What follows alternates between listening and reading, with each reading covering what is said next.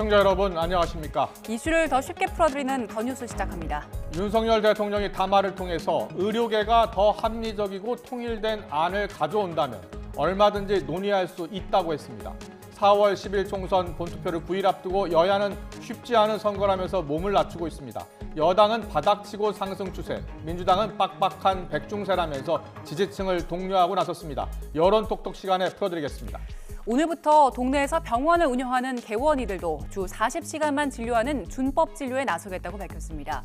얼마나 많은 동네 병원이 동참하는지, 또 환자들 입장에선 어떻게 하는 게 좋을지 개원이 측의 입장 들어보겠습니다. 먼저 오늘의 주요 뉴스부터 보시겠습니다. 의료 갈등이 장기화하는 가운데 윤석열 대통령이 대국민 담화를 발표했습니다.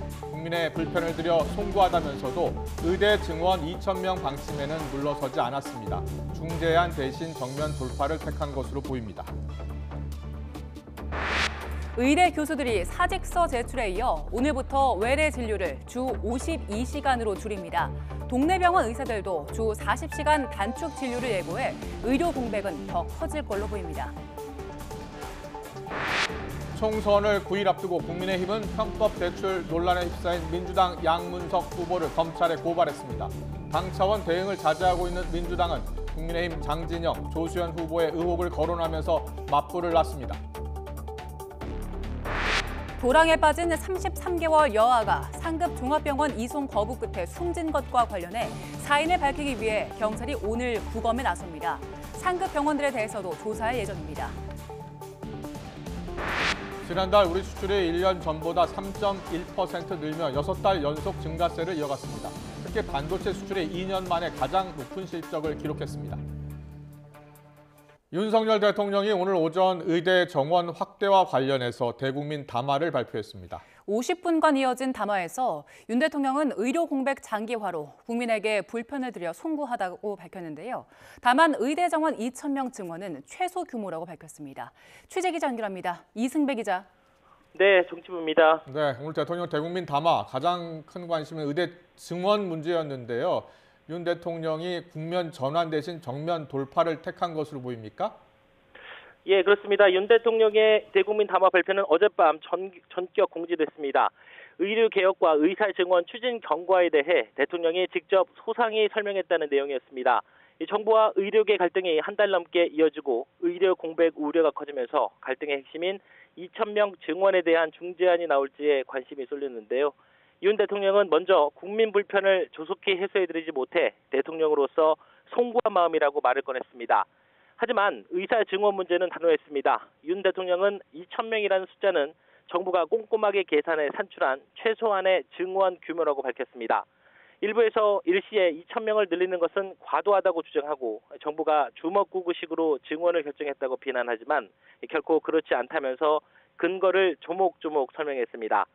인력 추계에 사용되는 통계적 모형과 인구구조 변화, 만성질환 증가 같은 질병구조 변화, 소득 증가에 따른 의료 수요 변화까지 반영했다고 덧붙였습니다. 윤 대통령은 지난 2022년 5월 정부 출범 이후 37차례에 걸쳐 의료계와 의사 증원 방안을 협의해왔다면서 논의가 부족했다는 일부 주장 역시 사실을 왜곡했다고 말했습니다. 이어 의료계가 증원 규모를 줄여야 한다고 주장하려면 집단 행동이 아니라 확실한 과학적 근거를 가지고 통일된 안을 정부에 제안해야 마땅하다고 지적했습니다. 그러면서 지난 27년 동안 역대 정부들은 의사 증원과 의료개혁을 위해 9번 싸웠으나 9번 모두 졌고 의사 직역 카르텔은 더욱 공고해졌다면서 이제는 결코 그런 실패를 반복할 수 없다고 강조했습니다. 윤 대통령은 50분가량 생중계 담화를 하며 의대 증원 필요성을 거듭 설명하고 개혁을 차질 없이 추진하겠다는 의지를 밝혔습니다. 총선이 임박하면서 여당인 국민의힘에서 대통령이 의대 증원 규모의 유연성을 보여야 한다는 목소리가 나오고 윤 대통령도 어제 부활절 연합 예배에서 더 낮은 자세로 국민의 아주 작은 목소리에도 귀를 기울이겠다고 말해 중재안이 나오는 게 아니냐는 전망도 있었지만 정면 돌파를 택한 것입니다. 하지만 의료계는 정부가 의대 증원 2,000명 방침을 원점에서 재논의할 것을 요구하며 맞서고 있어서 당장 온도차를 좁히기는 쉽지 않아 보입니다. 한편 윤 대통령이 특정 현안에 대해 대국민 담화에 나선 건 이번이 세 번째입니다.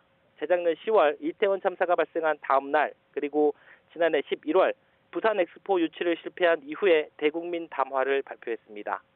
지금까지 정치부에서 YTN 이승배입니다. 의대 교수들이 자발적으로 사직서를 제출한 데 이어서 오늘부터 외래 진료를 주 52시간 이내로 줄입니다.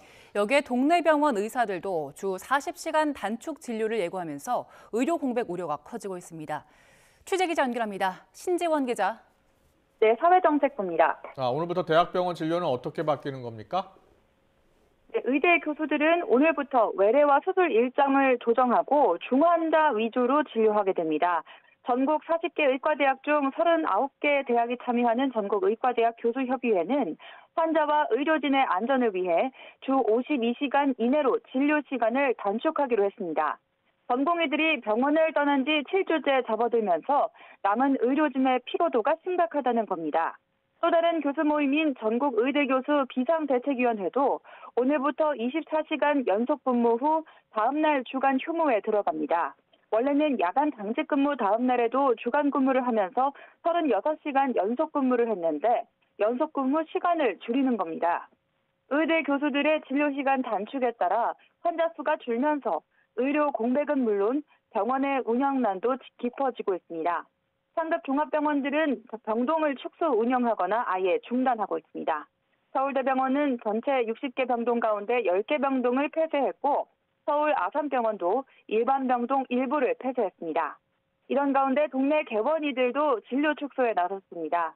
대한의사협회 비상대책위원회는 어제 회의에서 개원이도 주 40시간 진료에 동참하기로 뜻을 모았다고 밝혔습니다.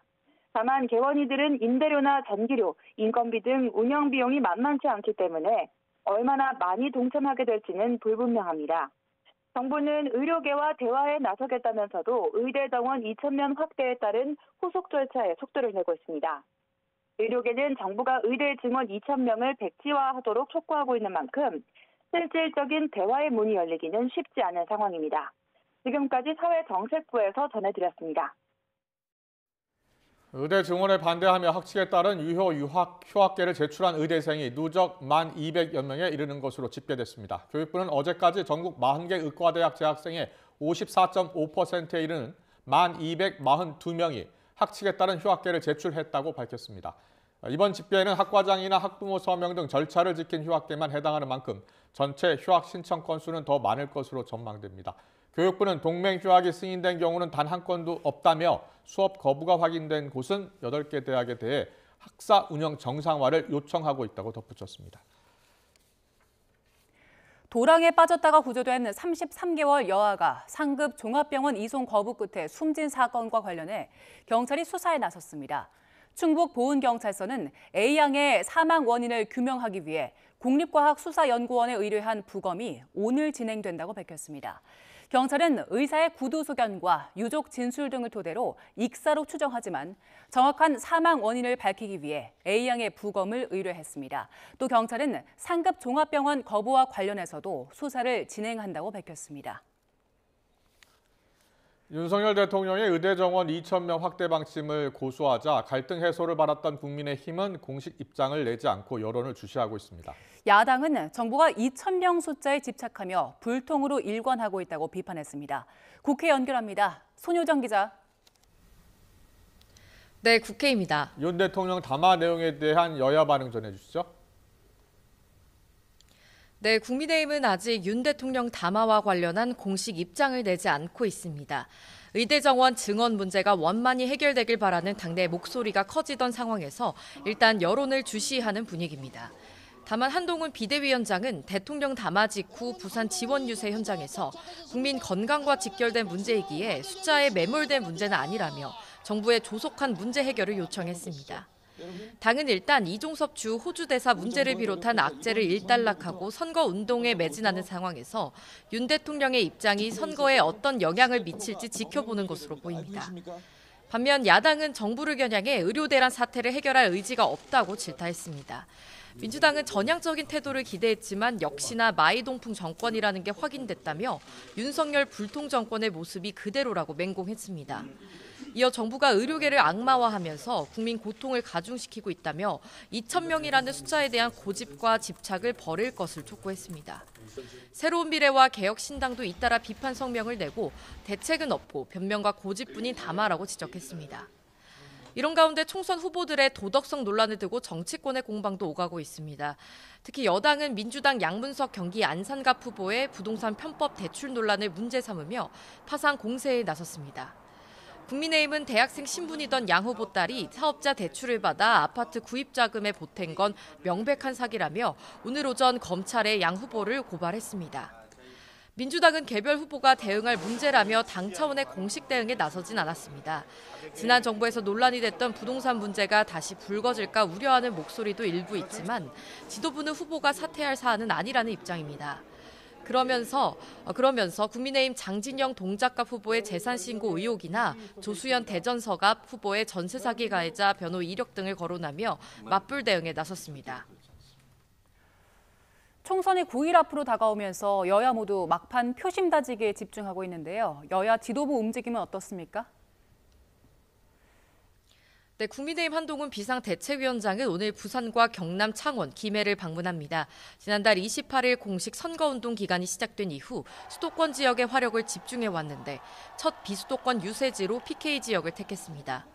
부산과 경남은 전통적으로 국민의힘 강세 지역으로 꼽히지만 낙동강 벨트를 중심으로 판세가 심상치 않다는 당내 위기감이 커지자 표심 다지기에 나선 것으로 풀이됩니다. 한 위원장은 오늘 유세에서도 낮은 자세로 지지를 호소하면서 부가가치세 간이과세 기준을 2억 원으로 높이는 소상공인 정책 등 민생 공약을 발표했습니다. 이재명 대표는 이틀 연속 자신의 지역구가 있는 인천에 머물며 선거운동에 나섭니다. 잠시 뒤 인천 계양을 후보자 TV토론 사전 녹화가 예정돼 있는데 오전엔 공식 일정 없이 맞상대인 국민의힘 원희룡 후보와의 토론을 준비했습니다. 이후 이 대표는 인천 동미초을과 중강화 웅진을 찾아 남영희 후보와 조택상 후보를 지원하고 계양으로 돌아와 유권자를 만날 예정입니다.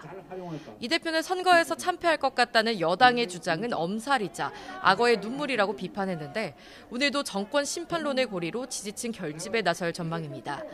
이 밖에 녹색정의당과 새로운 미래, 개혁신당은 주로 수도권 자당 후보 지원 유세에 집중하고 조국혁신당은 경기 청담과 용인에서 지지를 호소합니다.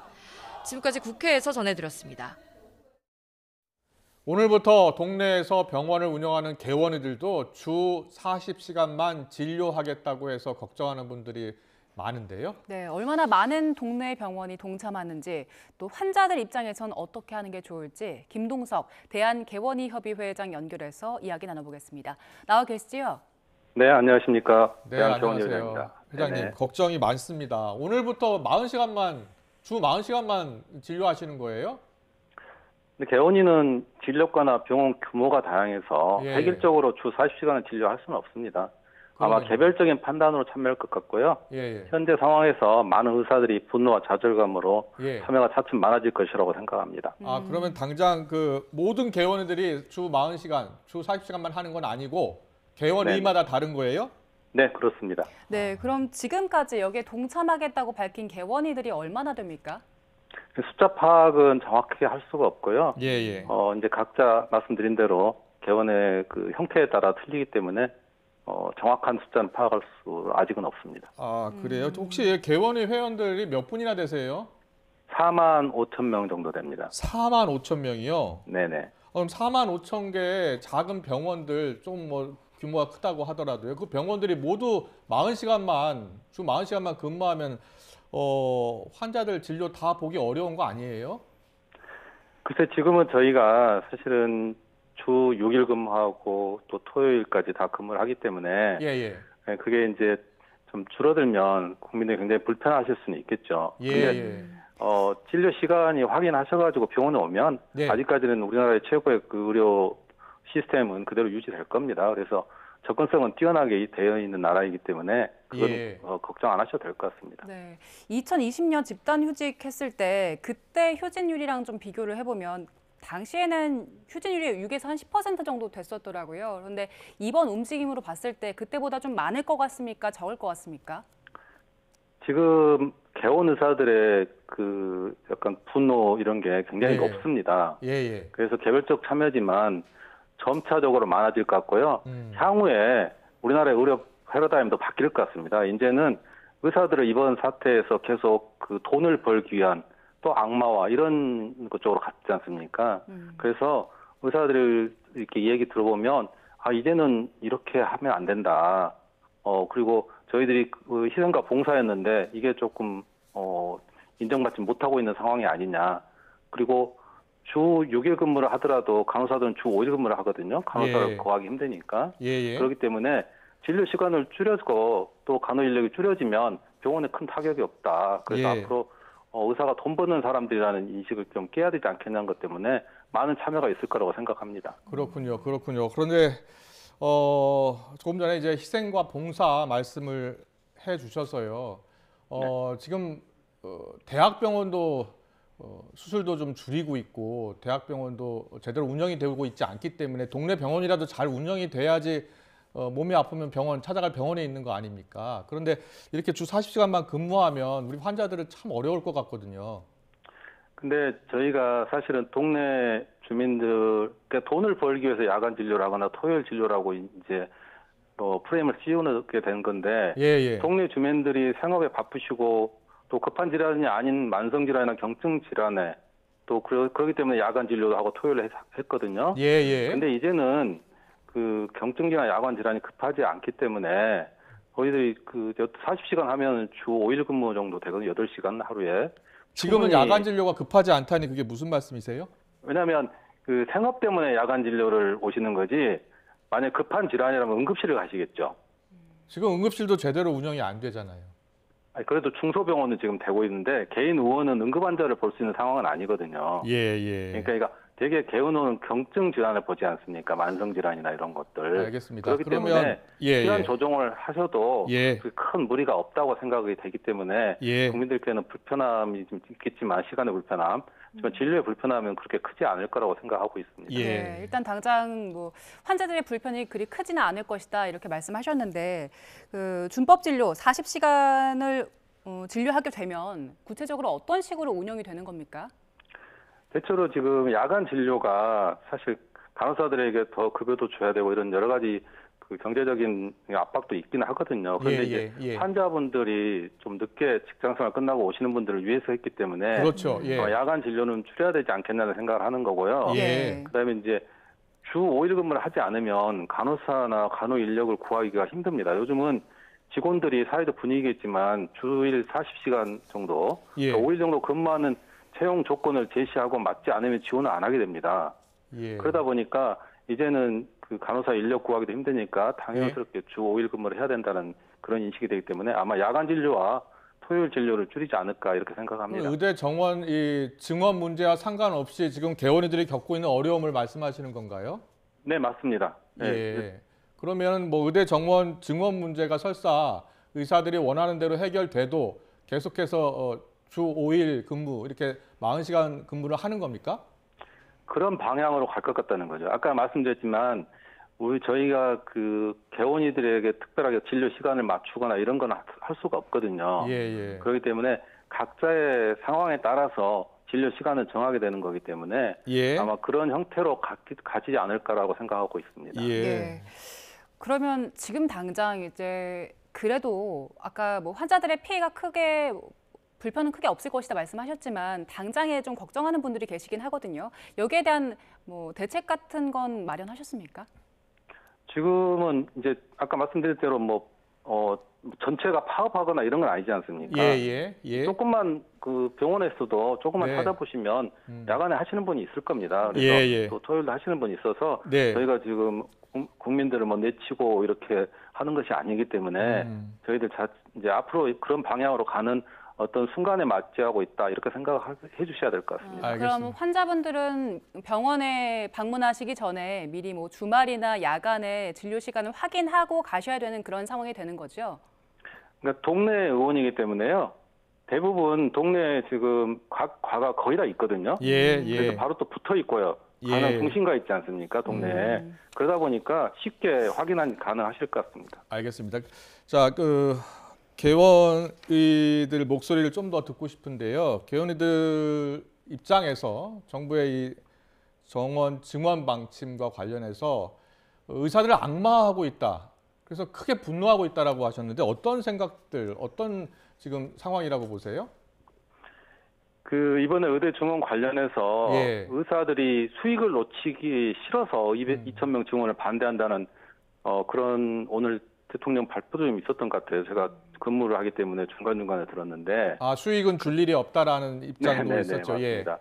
보건복지부가 발표한 것도 보면 필수 의료 패키지도 보면 비급여 진료를 막으려는 혼합진료 금지, 실손보험 개선, 비의료인에겐 미용시술, 개원 면허제도 등 이렇게 의원을 규제하는 것들이 다 만들어졌습니다. 그래서 이런 것을 보면서 개원 의사들이 이게 정말 의료 시스템을 이렇게까지 바꿔서 현재 시스템을 전 세계 가장 좋다는 의료 시스템을 이렇게 망치려고 하는가 이런 생각을 자꾸 합니다. 그리고 우리나라는 의사가 부족하지가 않습니다. 동네에 다 의사가 있습니다. 전문의가 있고요. 근데 필수를 해결한다면 최우선 정책이 의사 증원이 아니라 원가의 수가로 정상 수가를 만들어주는 것이고 고위가실이 아니면 의료사고를 책임을 묻지 않는 의료사고 저특례법 또 대형병원의 공용화를 조장하는 의료 전달 체계 이런 것들을 개선하면 되는 거거든요. 근데 그러지 않고 무차별적으로 지금 저희가 이제 의사 증원에 반대하니까 비대면 진료 확대, 성분명 처방, PA 합법화, 간호사법 재추진, 의료 패러다임 바꾸는 정책은 무차별적으로 발표하고 있습니다. 이러다 보니까 의사들이 전부 다 최근에도 만나면 우리 정신과 질환을 좀 치료를 받아야 되지 않겠냐. 화가 분노가 너무 넘친다. 그럼 만나면 맨날 그런 이야기가 나온다. 이렇게 하면서 굉장히 좀 자괴감과 또 이런 여러 가지 우울증이 좀 생기는 것 같습니다. 그렇군요. 근데 우리 국민들 입장에서는요. 의사 수가 부족하다라고 생각하고 있거든요. 그리고 정부 발표 자료도 보면 전 세계 OECD 국가 가운데 인구 1000명당 의사 수를 보니까 우리나라가 가장 적던데요? 그게요. 한 OECD 데이터에 하나만 가지고 설명을 하면 그렇게 되는데요. 저희가 진료 시간이 아까 말씀드린 야간 진료, 주 6일 근무 이렇게 하고 그다음에 의료 수가도 낮지 않습니까? 저희가 만약에 OECD 정도의 수가를 받고 있고 또 여러 가지 그 의료 정책이 저희들 의사들에게 좀 불리하지 않는 정책이 있다면 또 당연히 그 길로 가겠죠. 근데 의사들의 어떤 진료 시간이 아주 조금 많은 시간이잖아요, 사실. 그리고 현재도 환자분들이 의사를 만나는데 어디 불편함이 있습니까? 아니요. 잠깐만요. 의사들 만나 뵈면 5분, 10분 정도밖에 못 보잖아요. 그건요. 개인 병원에 찾아가시면 정말 장시간에 진료 가능합니다. 그건 대형 병원과 대학 병원의 문제였죠. 그래서 이번 기회에 대형 병원은 연구와 교육, 중환자 진료에 그런 시스템을 갖춰야 되고요. 경증 환자는 지금 개인 병원, 병의원으로 오시면 충분히 다 전문의들이 있지 않습니까? 충분한 수준의 의료를 받을 수 있습니다. 그것이 이번에도 아마 선순환이라면 그렇게 바뀌지 않을 거라고 생각합니다. 그런데 우리 국민들 여론조사를 보면 의사 수가 더 있었으면 좋겠다. 그리고 확대에 찬성하는 분들이 훨씬 많던데요?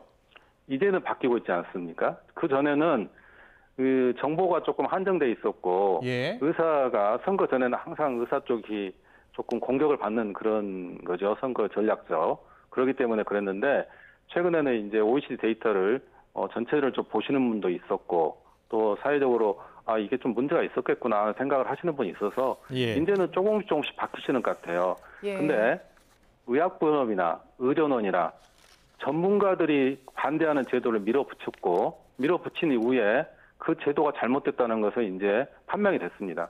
근데 그거에 대한 제 논의나 그 평가는 하고 있지 않거든요. 그래서 이것도 전문가들의 의견을 정말 잘 듣고 어떤 길이 맞는 길인지를 찾아야지 단순히 2,000명 하나만 했지 않습니까?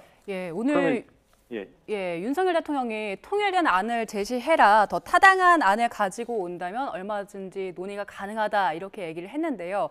그렇다면 개원의 협의회에서 생각하는 타당한 증원 규모는 어느 정도입니까? 저희는 이제 대한개원협이기 때문에 2,000명이든 1,000명이든 그 의대 증원 규모를 저희가 판단할 수는 없는 거고요. 그건 대한의사협회에서 정해주고 또 거기 논의가 돼 있을 겁니다. 제 생각에는 예. 증원 숫자에 매몰되지 말고 예. 시간을 가지고 전문가와 함께 심도 있는 논의를 해야 합니다. 예. 그 보건복지부와 대한의사협회가 뭐 28, 29번째 논의했고 의료단체와 뭐 100여 번 논의가 있었다고 했습니다.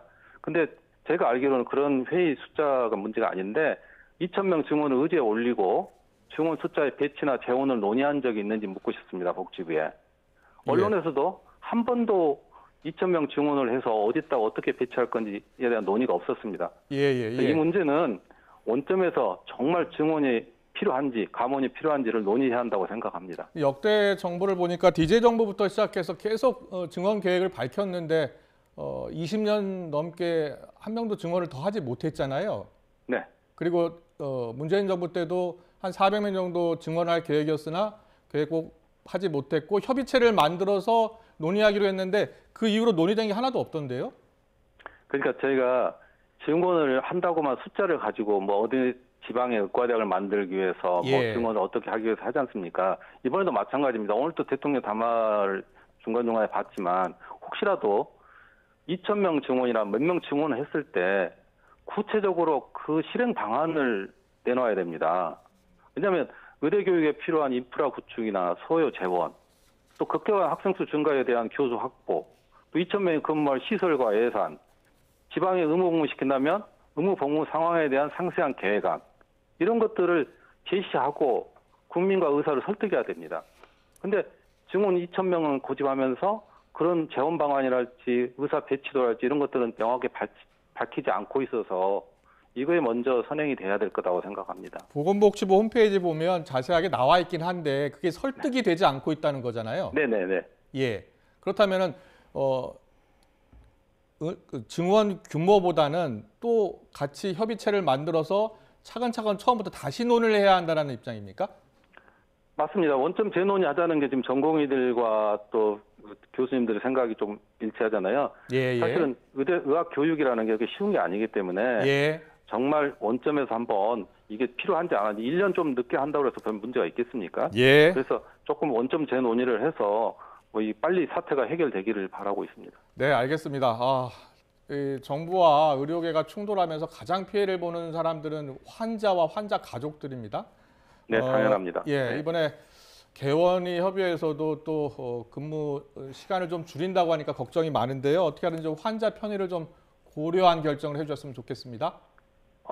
저희도 당연히 환자를 떠나서 의사가 없습니다. 국민들께 죄송하고요. 빨리 해결되기를 저희도 바라고 있습니다. 네, 알겠습니다. 오늘 어려운 시간 내주셔서 감사합니다. 네, 고맙습니다. 고맙습니다.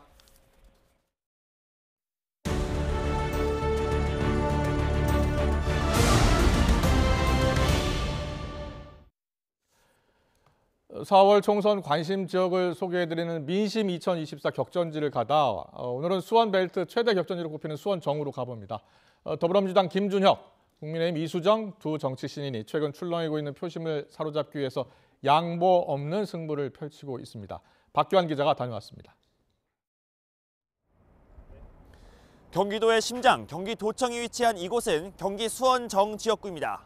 지난 국회의원 선거에서 5번 연속 민주당이 깃발을 꽂았지만 지난 대선과 지방선거에서는 국민의힘이 손을 들어주며 민심이 크게 출렁였습니다. 특히 지난 대선의 경우 수원 5개 선거구 가운데 유일하게 붉은색으로 물든 곳이기도 합니다. 김준혁, 이수정 두 정치 신인이 여의도행 티켓을 두고 이곳에서 격전을 벌입니다. 민주당 김준혁 후보는 이 지역에서 3선을 한 박광온 전 원내대표를 당내 경선에서 꺾고 본선에 진출했습니다. 예, 고맙습니다. 열심히 하겠습니다. 민주당 김준혁입니다. 오늘도 좋은 하루 되십시오. 30년 넘게 수원에서 정조를 연구하며 광교 신도시 건설에도 참여해온 만큼 지역 전문성에 방점을 찍었습니다. 저는 평생을 수원에 사는 사람입니다. 지역의 골목골목 제가 너무 잘 알고 있죠. 지역에 아는 만큼 문제점도 알고 있고 이에 맞서는 국민의힘 이수정 후보. 대학 교수 출신으로 활발한 방송 활동을 통해 범죄 심리학 전문가로 이름을 알렸습니다. 소아과 의사 5분 모시는 전문병원 만들어질게. 네, 감사해요. 한동훈 비대위 1호 영입인재로 들어온 이 후보는 민생 전문가로 맞수를 뒀습니다. 제 개인의 능력을 유권자들에게 충분히 어필하는 것만이 그것이 지금 사실은 제 유일한 전략이다. 여러분들의 아이들에게 미래를 보장해주는 사람이 되고자 한다. 평균 연령 38.9세, 이곳 영통구에는 삼성 디지털시티와 대규모 아파트 단지가 밀집해 있습니다. 그만큼 두 후보 역시 서울로 가는 추가 교통망 확충 방안과 교육 관련 공약을 앞다퉈 내놨습니다. 김 후보는 화성, 용인 등 인근 지자체와 연맹을 통한 3호선 연장 방안을 내걸었고, 이 후보는 교육자유 특구로 지정해 반도체 인재를 양성하겠다고 약속했습니다.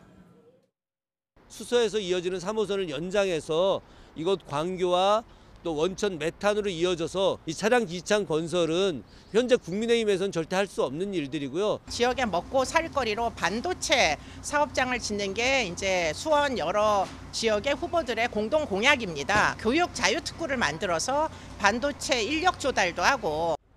유권자의 마음은 어디로 향하고 있을까?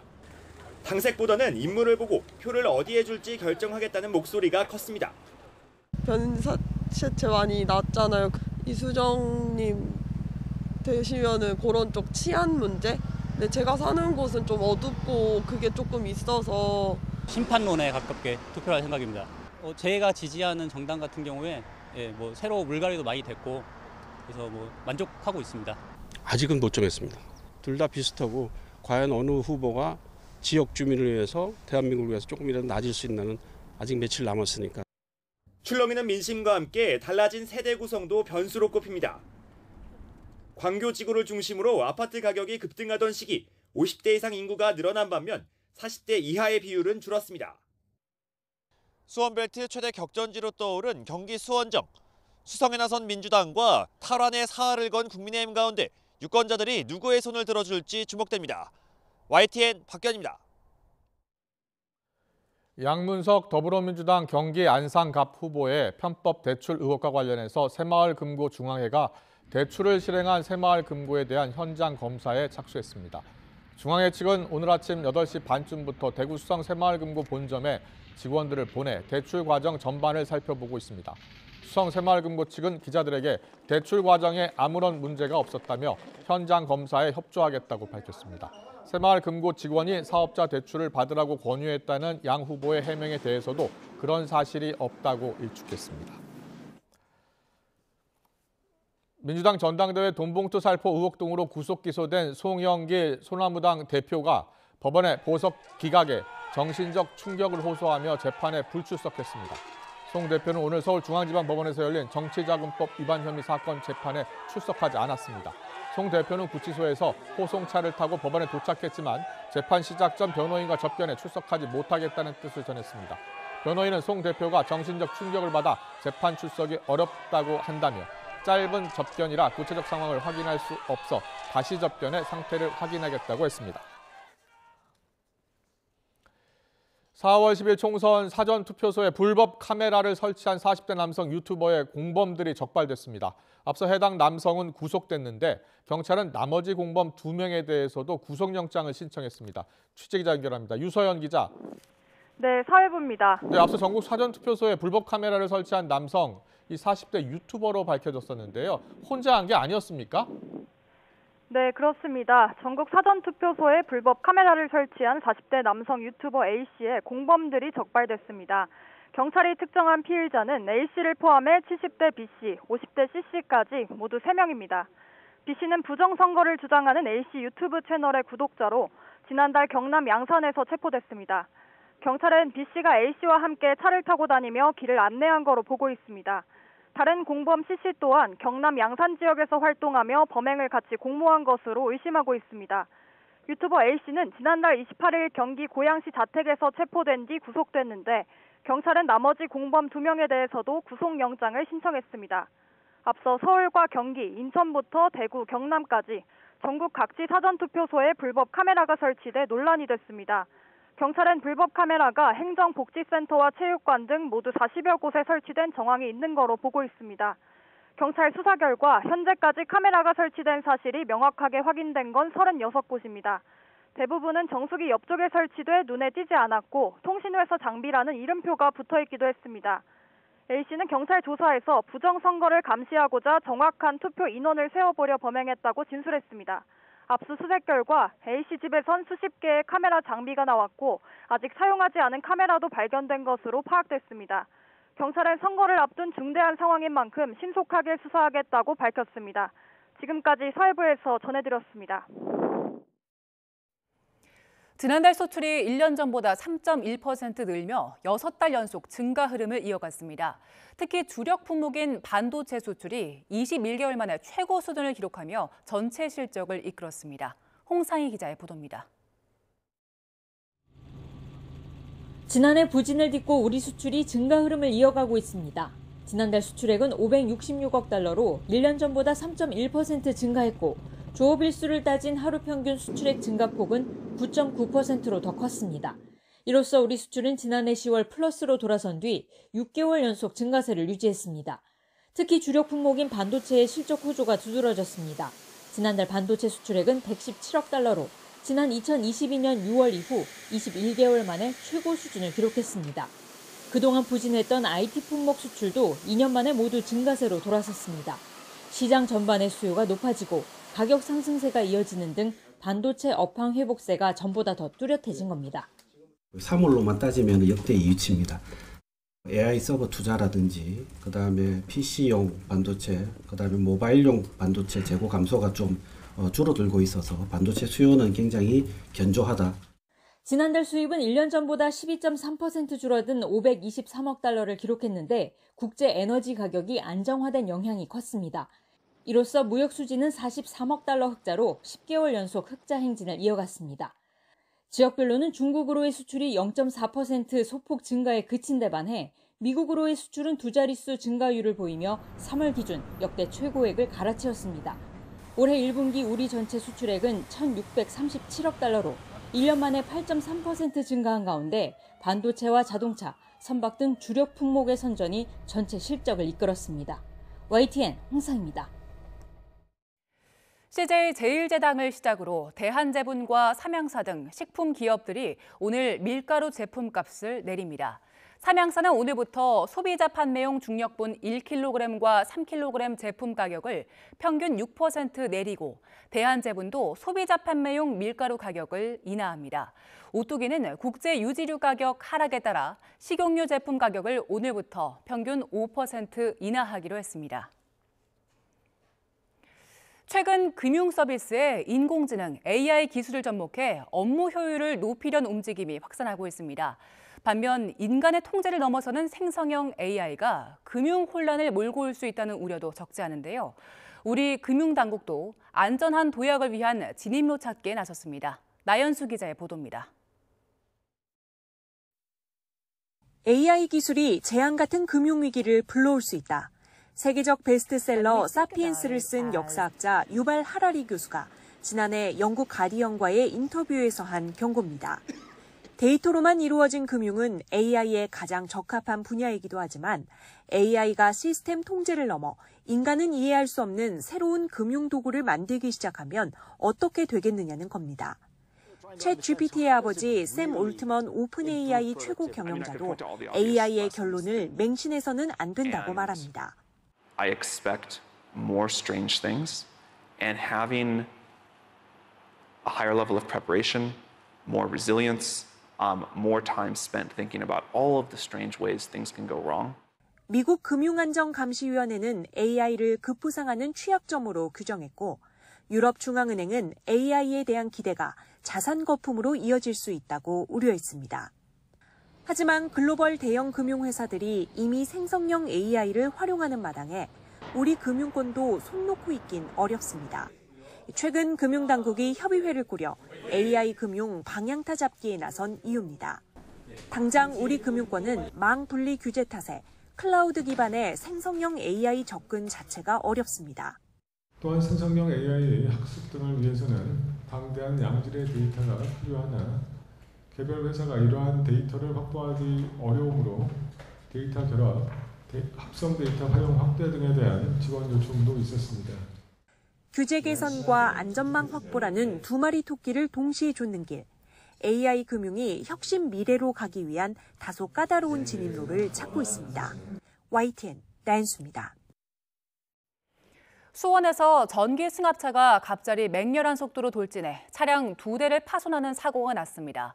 운전자는 급발진 사고라고 주장하고 있는데 최근 일주일 사이 이런 급발진 추정 사고가 잇따르고 있습니다. 문제점을 이승윤 기자가 보도합니다. 경기도 수원 주택가에서 70대 남성이 몰던 전기 승합차가 갑자기 맹렬한 속도로 돌진합니다. 차량 2대를 덮치고 나서야 멈춰섰습니다. 운전자는 브레이크를 밟았는데도 소용이 없었다고 주장했습니다. 정차를 하기 위해 브레이크를 밟았는데 갑자기 순간 굉음이 나며 급가속을 하였다고 합니다. 당시 기아를 조작하거나 시동을 끄려고 하지 않았냐고 물어보니 그런 것은 전혀 없었다고 합니다. 이런 급발진 추정 사고가 최근 잇따르고 있습니다. 지난달 26일 서울 강남 고속버스 터미널 대합실로 1톤 화물차가 돌진해 7명이 다쳤습니다. 지난달 24일에도 인천 미추홀구에서 택시가 가로등과 승용차, 버스를 들이받아 1명이 숨지고 1명이 다쳤습니다. 모두 차량 급발진으로 추정되는 사고. 지난 2017년부터 2021년까지 소방청이 집계한 급발진 추정 사고는 약 800건. 넷 중 하나는 수도권에서 발생했습니다. 문제는 수사를 담당하는 경찰이 급발진 추정 사고 통계를 관리하지 않는다는 점.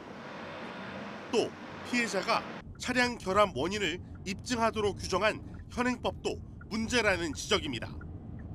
차량 기술이 워낙 고도화돼 있어 전문가가 아닌 시민이 결함을 입증하기란 거의 불가능합니다.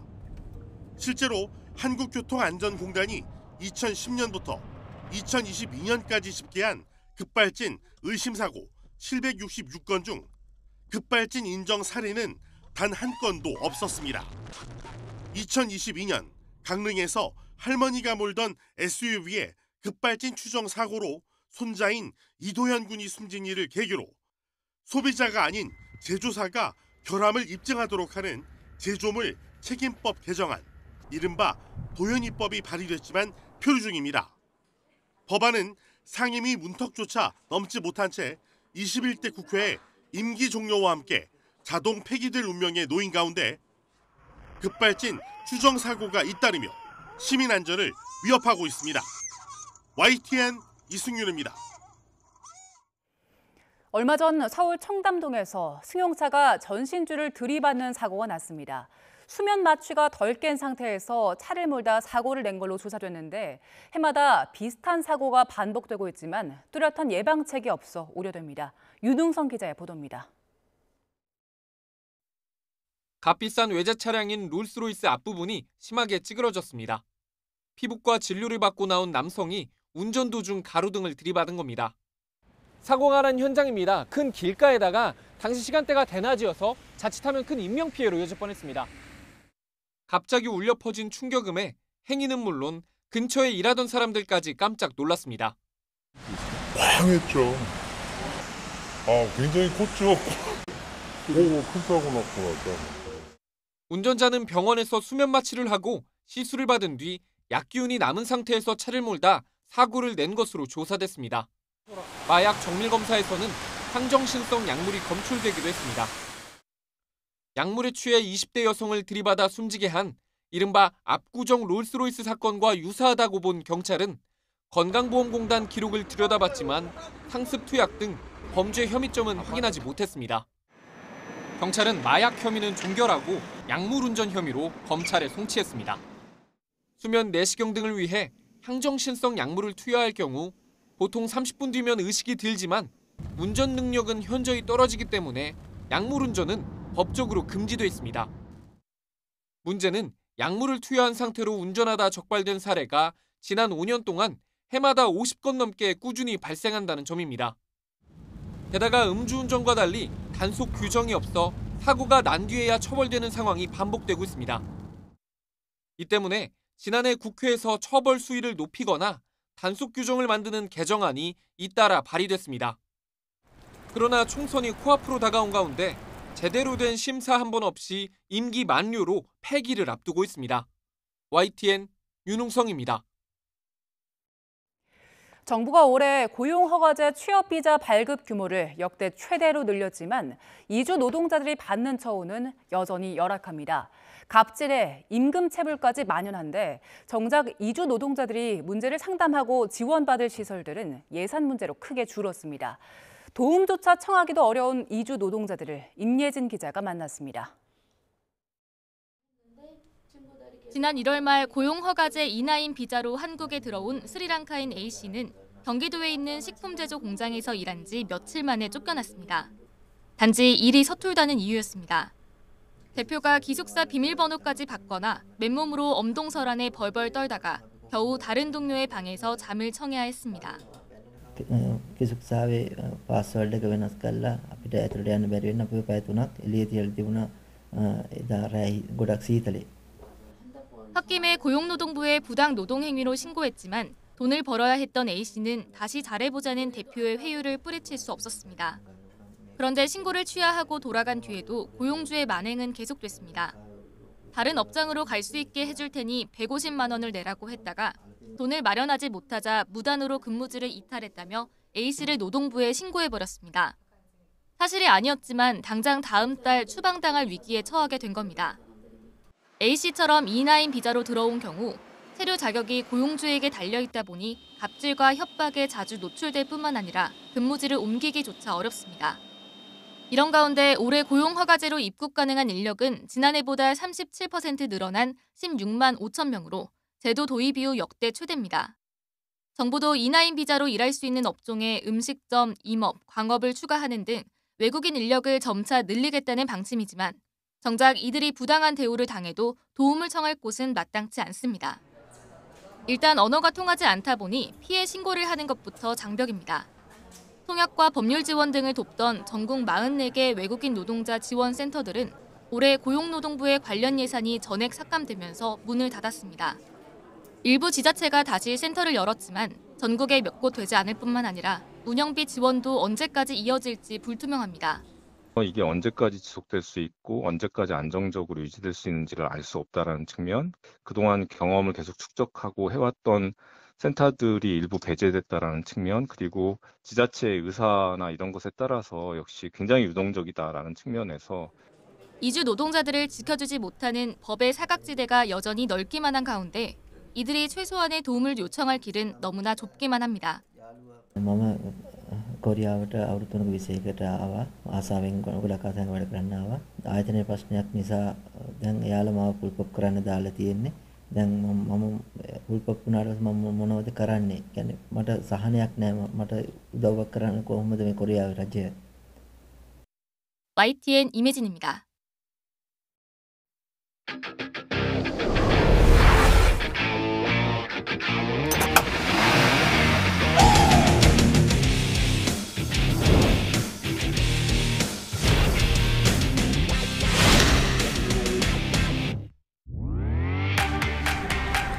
총선 격전지 한복판으로 YTN이 달려갑니다. 달려라 Y, 저는 정치부 조은지 기자입니다.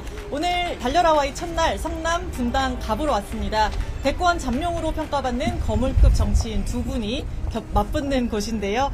정오쯤에는 국민의힘 안철수 후보 만났고요. 지금은 더불어민주당 이광재 후보 모셨습니다. 달려라 Y 첫날 나와주셔서 아주 의미가 있습니다. 20초 자기소개 먼저 해주세요. 행복한 분당, 신나는 판결을 만들고 온 이광재입니다.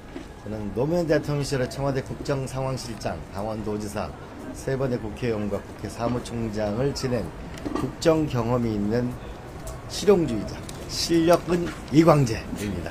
네, PR 좋았습니다. 원하는 장소로 저희 달려라 Y가 가겠다 했더니 여기 야탐역 광장으로 오라고 하셨어요. 이유가 뭘까요?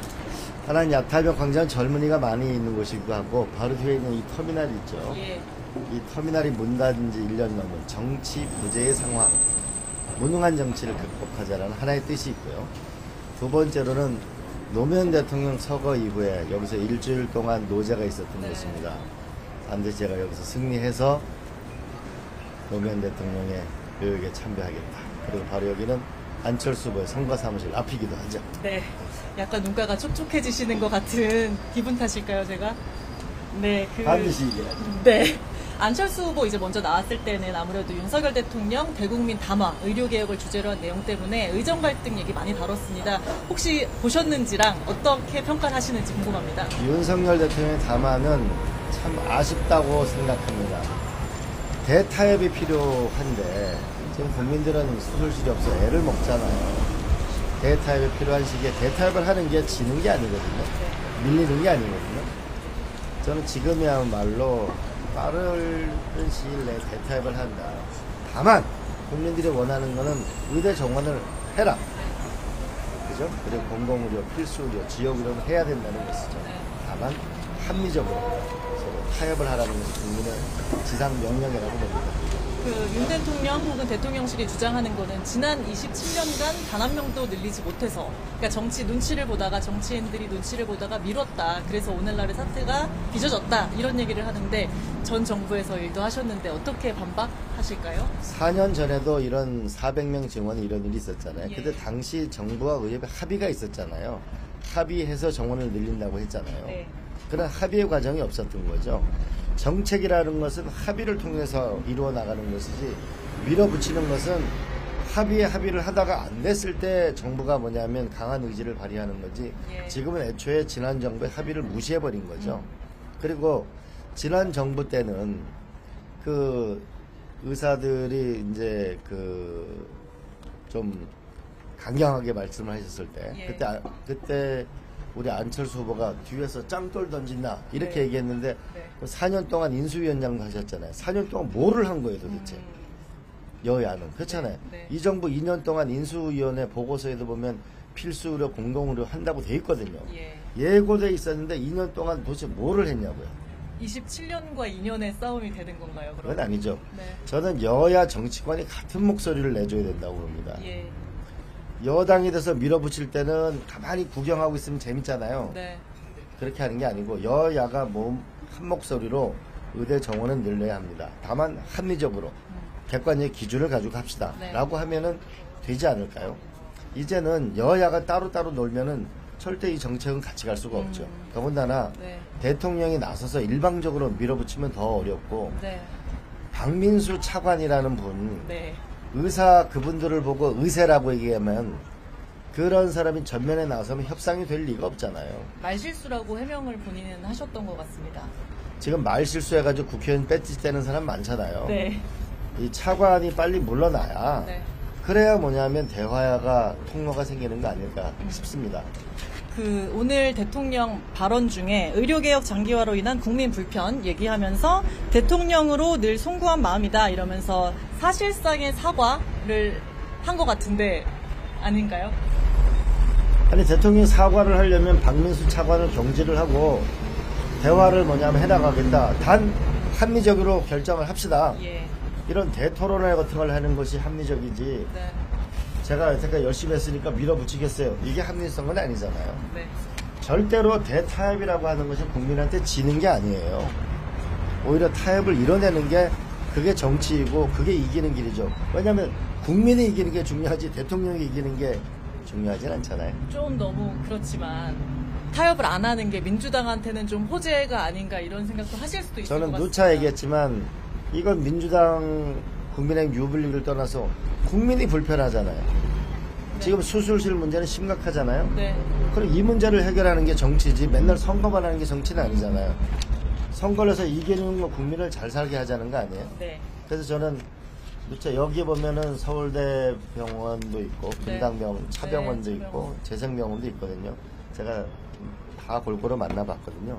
그분들이 원하는 것도 증원에 반대하지 않는다. 합리적으로 하자는 것이죠.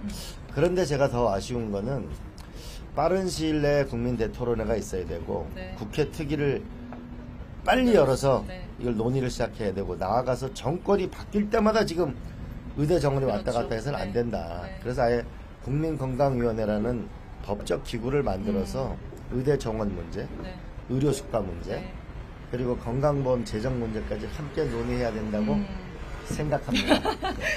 갑자기 화이팅을. 다음 이슈로 넘어갈게요. 민주당 현안이라고 하면 경기 안산갑의 양문석 후보 시끌시끌한데요. 편법 대출 논란이 있습니다. 2021년에 잠원동 31억짜리 아파트 살 때 20대 대학생 장녀가 11억 원으로 사업자 대출을 거액을 받았습니다. 시끌시끌한데 어떻게 보고 계시나요? 아쉽죠. 아쉽고 100배 사죄하고 그 선거 결과가 어떻게 되더라도 그 노무현 대통령에 대한, 사실 노무현 대통령 제 마음속에는 영원한 대통령이죠. 정말 진심 어린 사과를 하고 정말 그 낮은 자세로 일을 해야 되겠죠. 마음 아픈 일이에요. 그 후보 사퇴라든지 이런 의견들 좀 장내에서 좀 있는 것 같은데요. 악영향을 고려해서인지요? 지금 이제 9일 남았으니까 이제 본인의 결단의 문제이긴 하지만 지금 그걸 너무 키우는 건 아닌 것 같아요.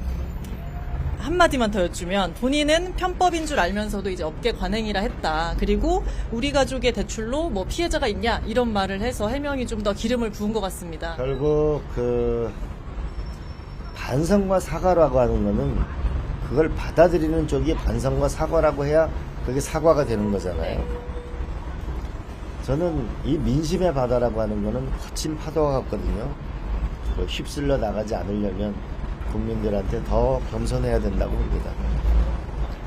국민의힘 슬로건은 2조 심판, 민주당 슬로건은 정권, 윤석열 정부 정권 심판인데요. 파괴력이 뭐가 더 있다고 보시나요, 현재? 저는 이번 선거는 집권 3년 차에 들어서 현 정부에 대한 평가예요. 그렇지 않아요? 선거라는 게. 그런데 우리가 클린턴 대통령의 선거 구호 생각나시죠? 문제야, 바보야. 문제는 경제라니까. 지금 국민들은 물가 때문에 힘들다. 도대체 대출 받은 걸 갚지 않으면 폐업도 못한다. 먹고 살기 힘들다. 그렇게 얘기했는데 파 들고 나와서 860원 이러니까 국민들이 화나잖아요. 바보야, 문제는 경제다. 요번 선거는 민생 경제에 대한 3년차 이 정권에 대한 평가거든요. 그러면 국민들이 원하는 건 우리가 집권당이니까 참 민생 경제를 잘못했습니다. 이거를 잘하겠습니다. 평화 안보를 우리가 집권당이니까 이런 걸 잘해야겠습니다. 라고 하는 것이지, 한동훈 위원장은 맨날 남하고 싸움만 하는 일만 하는 거예요. 한동훈 위원장 야당 사람이에요? 여당 아니에요. 뭔가 우리가 국가를 경영한다는 그런 책임감이 없어 보여요. 제가 볼 때는 다시 한번 말씀드리지만 바보야, 문제는 경제라니까 라는 국민들의 아픈 목소리를 귀 기울여 들어야 된다고 봅니다. 네, 지역구 얘기를 해보겠습니다. 분당 갑은 단일 선거구가 된 지난 7번 선거에서 6번 보수당이 이겼습니다. 지난 2년 전 보궐 때는 안철수 후보가 모든 동 싹쓸이했고 아주 큰 표차로 이겼어요. 어때요? 지금 보수세가 강한 동네로 이곳이 평가받는데 분위기 어떻습니까? 여론조사에서 이미 제가 역전하는 여론조사가 서서히 나오고 있잖아요. 저는 민심은 일을 하는 국정 경험이 있는 이광재, 그리고 또 하나는 진심이 있는 이광재. 그러니까 재건축 문제가 중요하면 그 시범지구인 한신 아파트에 사는 이광재, 이런 진심과 능력, 이런 면에서 좀 좋게 평가 아닌가 싶은데요. 무엇보다도 한 20번 정도 토론회를 했거든요. 대장동 가서도 토론회하고 우리 모든 재건축 조합에 가서도 토론을 하고, 이매동에 가서는 고도 제한 완화 토론회도 했는데, 많은 분들은 안철수 후보가 현역 의원이니까 잘할 거라고 생각했던 것 같아요. 그런데 그 토론회의 결과는 아마 지역 주민들이 잘 아실 거라고 봅니다. 아마 그것 때문에 지지도가 역전돼 가는 거 아닌가 싶은데요. 그러나 끝까지 겸손해야죠. 정부 여당이 아무래도 뭐 고도 제한이나 이런 재건축 부분에서는 조금 더 우위에 있지 않나 이렇게 생각을 많이들 하실 것 같습니다. 경쟁력이 어디? 안철수 후보는 정부 여당하고는 좀 관련이 좀 먼 것 같아요. 왜 그렇게 생각하시죠? 안철수 후보가 3번 대통령 선거 나왔는데 그때 도와줬던 김종인 위원장, 윤여준 장관, 우리 조정래 작가님, 금태섭 의원님 다 좋은 분들이잖아요. 다 떠났잖아요. 나 홀로. 그 다음에 지금 국민의힘 의원들 만나보면 이번에 의대 문제를 대할 때도 본인이 의사이자 정치인 아니에요. 그러면 이 문제에 대해서 윤석열 대통령과 한판 확실하게 뭔가를 해보든지 아니면 여야 국회의원들을 모아가지고 의대 증원 문제를 이렇게 합시다라고 이미 했어야죠. 인수위원장을 했잖아요. 그러면은 2년 동안 뭐를 한 거예요? 그러니까 결국은 여당이라는 것, 우리가 옛날에 보면 공부 못하는 사람들이 집안 자랑하거든요. 공부를 잘하고 실력 있는 사람은 집안 자랑 안 해요. 당이 일을 하는 것이 아니고 사람이 일을 하거든요. 그렇지 않아요? 제가 말씀드릴 순 없고 안철수 후보가 뭐 2년간 뭘 했다는 직전 저희 정오엔 한 방송에 보면 본인이 열심히 설명을 해주셨습니다. 그러니까 네. 본인이 정치인이면서 의사였는데 인수위원장의 필수의료 공공의료가 있었으면은 4년 전에 문재인 대통령 시절에 그때 뒤에서 짱돌 던진다 이렇게 비판했으면은 충분히 많은 목소리를 내고 대안을 이미 냈어야죠. 윤석열 대통령이 막 가면은 아닙니다 딱 해가지고 뭔가 용기가 있든지 아니면 타협하는 역할을 하든지 아쉽죠. 그 범야권 200석 얘기까지 나오는데 그건 어떻게 보세요? 그건 정신 못 차리는 사람들 얘기라고 보죠. 네. 저는 민심은 항상 변하는 거라고 봐요. 저는 판세 분석하는 사람이야말로 삼류 정치인이라고 생각합니다. 마지막 그 투표하는 순간까지 국민의 마음은 계속 움직이는 거예요. 더 겸손하게 하고 더 진실되게 하고 저는 그게 국민에 대한 도리고 예의라고 생각합니다. 그럼 지금 하면 민주당 300석 중에 몇 석 예상하십니까? 저는 과반수만 넘겨주면 국민한테 감사하게 생각해야죠. 정말로. 안철수 후보는 경기에서 10석 정도 국민의힘 예상하셨거든요. 아까 정오 때 나오셔서. 혹시 뭐 경기 혹은 저는 미리 무슨 의석을 예상하고 이러는 것 자체가 교만한 일이라고 봅니다. 그러니까 열심히 뭐냐면 농부는 밭을 갈고 열심히 일을 하는 거죠. 그게 국민에 대한 예의죠. 아까 소개를 해주셨는데 노무현의 보좌관으로 정계 입문하여 원조 친노 참여정부 국정상황실장 뭐 이런 얘기를 해주셨습니다. 삼성 국회의원 강원도지사 권양숙 여사가 새로운 노무현이라고 화환을 보냈다고 아까 캠프분이 설명을 해주시더라고요. 근데 정치 1번지 종로를 양보를 하셨잖아요. 곽상원. 노무현 전 대통령의 사위인 거 말고 도대체 무슨 의미가 있냐 이렇게 많이 의구심을 가지실 것 같아요. 하나는 노무현 대통령 서거하셨을 때 제가 봉화마을에 가서 몇 달 동안 먹고 잤어요. 정말 먼지만 날리는 그 봉화마을이었는데 박석 공사 다 하고 매일 있으면서 제가 결심을 두 가지를 했죠. 하나는 노무현 대통령 가족을 잘 모시겠다. 그리고 두 번째는 이 노무현 대통령이 정말 비참하게 우리 곁을 떠나셨는데 내가 반드시 의미 있는 선거를 해서 내가 와서 그때 뜨겁게 울겠다 이런 말씀을 하셨는데 그래서 살 종로를 그런 선거를 생각했는데 사위분이 오시잖아요. 그래서 그거는 제가 인간적으로 내가 정치 배지보다는 인간적 도의를 지키는 게 좋겠다고 생각을 한 것이고 곽상원 변호사도 뭐 서울대 법대 나오고 그 지역위원장을 1년 반 했잖아요. 저는 잘해 나갈 거라고 봅니다. 벌써 마지막 질문인데요. 총선 끝나면 당장 당내 다음 리더십 놓고 좀 싸움이 있을 것 같은데 어떤 역할 구상하고 계실까요?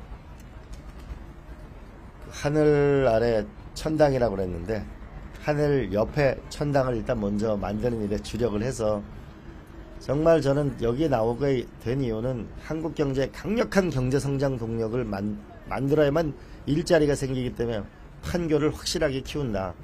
그리고 국가는 지탱 국가인데 국민의 삶은 36위인데 결국 주택 문제, 교육 문제가 핵심인데 이거 분당의 재건축을 통해서 확실한 모델을 만들어서 미래도시 모델.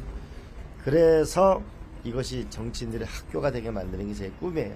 네, 당내 좀 싸움 이런 얘기 궁금했었는데 네, 오문현답을 해주셨습니다. 시간이 15분이 벌써 다 됐습니다. 앞에 안철수 후보님과 분량을 맞춰야 돼서요. 일단 TV 방송은 여기서 마무리를 하고요. 유튜브에서 못다한 얘기는 더 이어가도록 하겠습니다. 총선 격전지 한복판으로 달려가는 YTN 달려라 Y. 내일은 경남 양산 을로 갑니다. 전직 경남 지사들의 대결인데요. 내일 다시 뵙겠습니다. 지금까지 달려라 Y. YTN 조은지였습니다. 행복한 분당, 신나는 판교.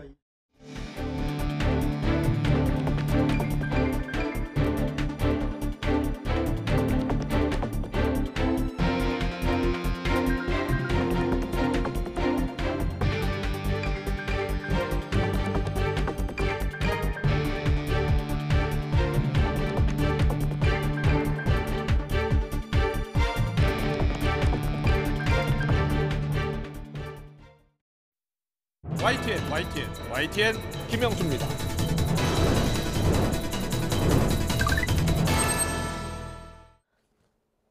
윤석열 대통령이 의대 정원 확대와 관련해서 대국민 담화를 발표했습니다. 윤 대통령은 먼저 전공의들의 집단 행동에 따른 국민 불편을 조속히 해결 못해서 송구하다면서 다만 의대 정원 2,000명 증원은 최소한의 규모라면서 더 타당하고 합리적인 의료계의 통일안을 가져온다면 얼마든지 논의하겠다고 했습니다.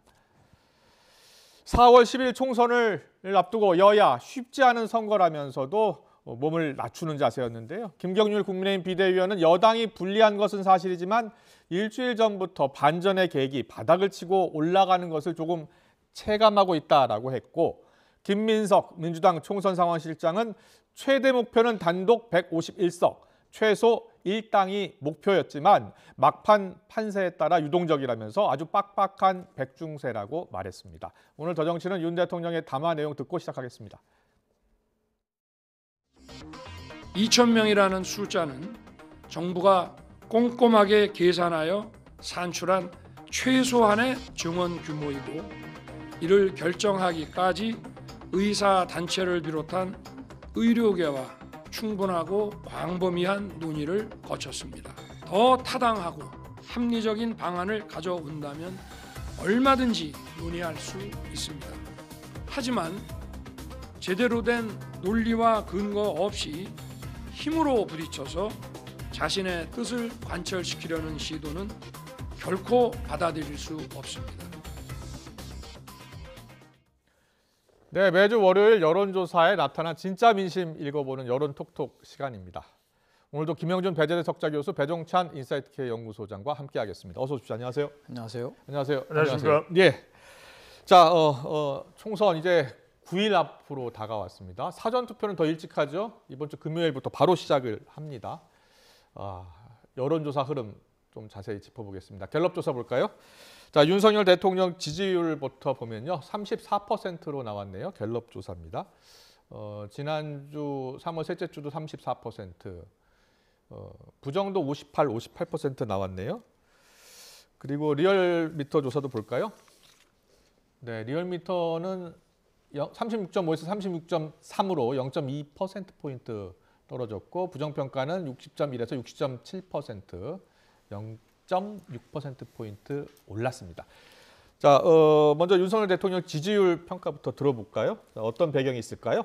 한국갤럽 조사에서는 뭐 큰 변동이 네, 없는 거죠. 예. 다만 이제 정당 지지도는 조금 이제 국민의힘이 소폭 상승한 거로 나오고, 예.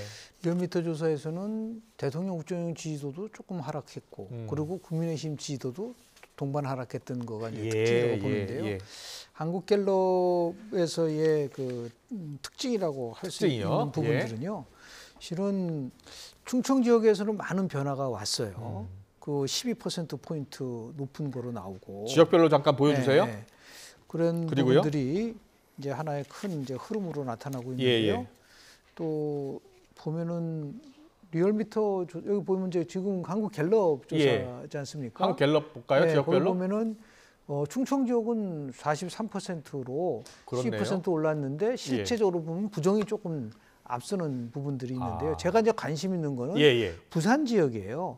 부산 지역은 뭐 잘 아시다시피 보수에 그래도 기반이 튼튼한 데라고 생각하고 있었는데 여기도 보면 34% 긍정인데 부정이 무려 59% 그리고 2%포인트 하락하고 있는데, 이거는 똑같이 리얼미터 조사에서도 비슷하게 나타나요. 그렇군요. 리얼미터도 보면은 부산의 경우에는 부정이 53.3 그리고 긍정이 43.5로 부정이 긍정보다 높게 나타나고 있다. 요새 그 낙동강 벨트가 흔들린다라는 리얼미터도 나오고 있습니다. 그거를 보시면은 리얼미터 보시면은 저기 부산 쪽에서도 보면 43.5 대 53.3 비록 조금 약간 긍정이 뭐 1.4% 늘어났다 하더라도 전체적 규모로 보면 43.5 대 지금 53.3이지 않습니까? 그렇습니다. 10%포인트 부정이 더 많은 거로 나오기 때문에. 0.8%포인트 늘었네요. 그래서 이런 것들을 보면은 부산에서의 민심이 굉장히 나쁘게 흘러가고 있는 게 아닌가라는 그런 이제 생각을 갖게 됐고요. 연령대별로 따지면은 뭐 한국갤럽에서는 연령대별로는 큰 변화가 없어요. 아, 연령대를 보면 큰 변화가 없는데 다만 예, 50대에서 한 뭐 대통령 국정의지도가 한 3%포인트 정도 올라갔다는 거 볼 수가 있는데 네. 실은 리얼미터 조사에서는 좀 안 그렇습니다. 리얼미터 조사에서는 60대인데도 불구하고 예. 부정이 긍정보다도 높게 나오고 있는 현상이거든요. 그러니까 부산하고 60대에서 리얼미터 조사에서는 흔들린다는 것을 분명히 보여주고 있기 때문에 네. 이게 여전히 이제 뭐 여러 가지가 있지만은 대통령과 관련된 뭐 평가들이 알겠습니다. 오늘 담화를 얘기를 했지만은 예. 여전히 그 담화 가지고 이런 흐름을 바꿀 수 있을 것인가에 대해서는 좀 더 평가를 좀 해봐야 될 것 같습니다. 그렇군요. 갤럽 조사 같은 경우에는 부정평가, 긍정평가 이유가 있거든요. 네. 배종찬 소장님이 좀 설명 부탁드릴게요. 그렇습니다. 긍정평가는 여전히 윤석열 대통령이 의대 정원 확대가 긍정 요인으로서는 22% 가장 높습니다. 예. 화면에 바로 보실 긍정평가 텐데. 이유. 네. 예.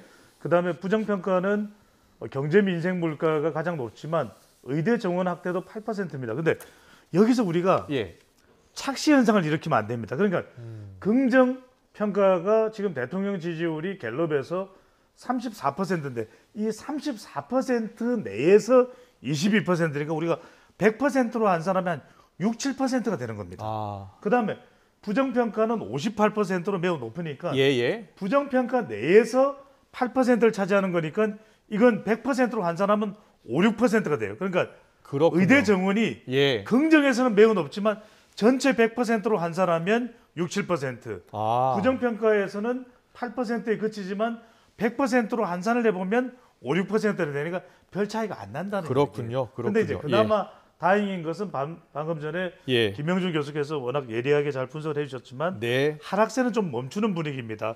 윤석열 대통령. 그리고 이게 이제 그동안 이종섭 호주 대사 논란, 그다음에 의대 정원 논란이 좀 수습되는 국면인데 중요한 건 선거 전이라는 거예요.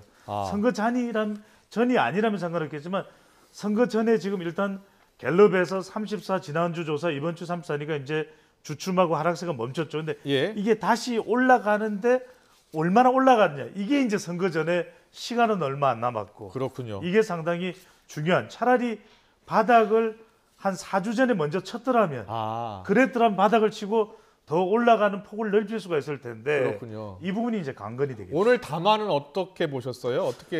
어떤 영향을 미칠까요? 담화가 말 그대로 이제 지지율이 더 하락하는 요인은 멈춘 것 같아요. 왜냐하면 윤석열 대통령이 연설 길게 안 하거든요. 근데 무려 50분을 합니다. 그렇습니다. 그래서 담화. 이렇게 긴 담화를 이렇게 이야기를 했고 여기에서 적어도 의대 그러면 통일안을 만들어 와봐라. 그러니까 의대 정원, 이 의사 숫자를 확대하는 것에 대해서도 약간 여유를 뒀습니다. 그러니까 이런 것까지 포함하면 의대 정원에 대해서 더 이상 악재가 되는 건 막았다.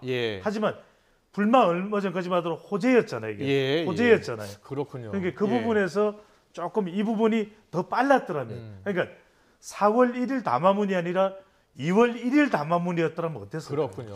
근데 실제로 보면요. 아까 우리 부정평가 얘기를 하면서 의대 정원 확대가 8%만 딱 뽑아서 얘기를 했지만 저는 보는 각도가 부정평가에서 이유가 경제 민생 물가가 23%였어요. 그렇습니다.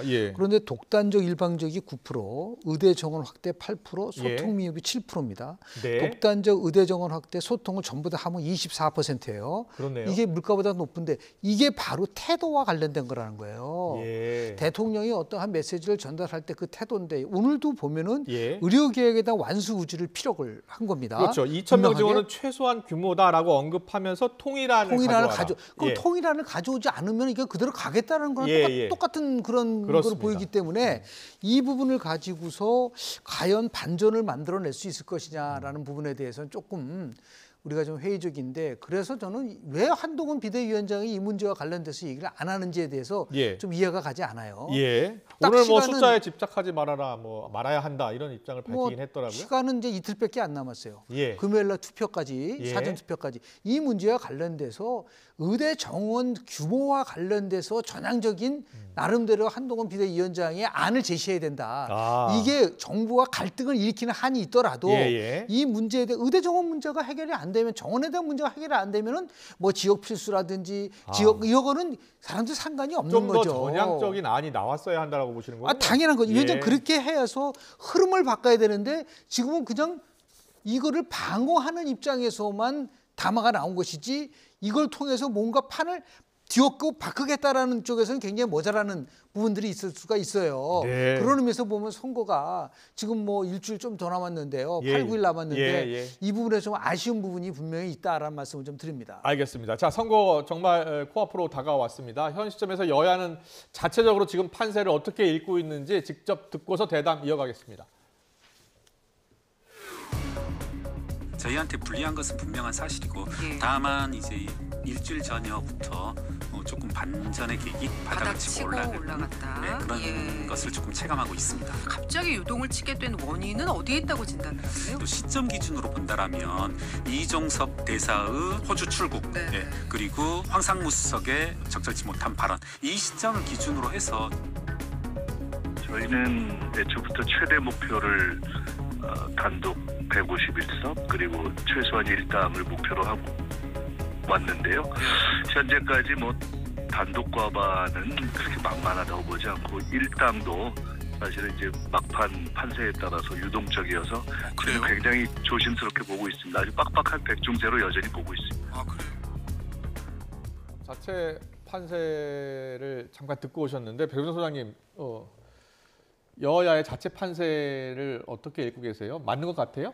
그렇죠. 이 판세를 읽어보면 대체적으로 캠프의 정서를 분석해 보는 것이 또 판세 예측이 매우 중요합니다. 방금 전에 우리 Y가 달린다라고 하는 YTN의 특별 코너에서 이광재 후보자는 판세 분석하는 것은 삼류 평론가나 하는 짓이다 그렇게 얘기를 했지만 물론 그게 굉장히 어려운 일이고 또 때로는 어불성설이 되기도 하지만 대체로 지금 이제 전개되는 상황과 전반적인 지역구 여론조사의 망라한 분석을 보면은 민주당이 좀 치고 나가면서 국민의힘이 쫓아가는 그러니까 3월 초까지만 하더라도 낙동강 벨트의 양산 경남 양산을에 김두관 후보자는 그랬어요. 공천 파장 때문에 아이고 우리 큰일 났대 전멸한대 그랬는데 지금은 이제 3월 중순에 이른바 이종섭 호주 대사 논란, 그 의대 정원 피로감 누적으로 이제 판세가 좀 바뀌었다 흐름이 바뀌었다고 보는 것이죠. 게다가 이제 조국혁신당이 부각되면서 전반적으로 윤석열 심판론이 재부각됐다는 점,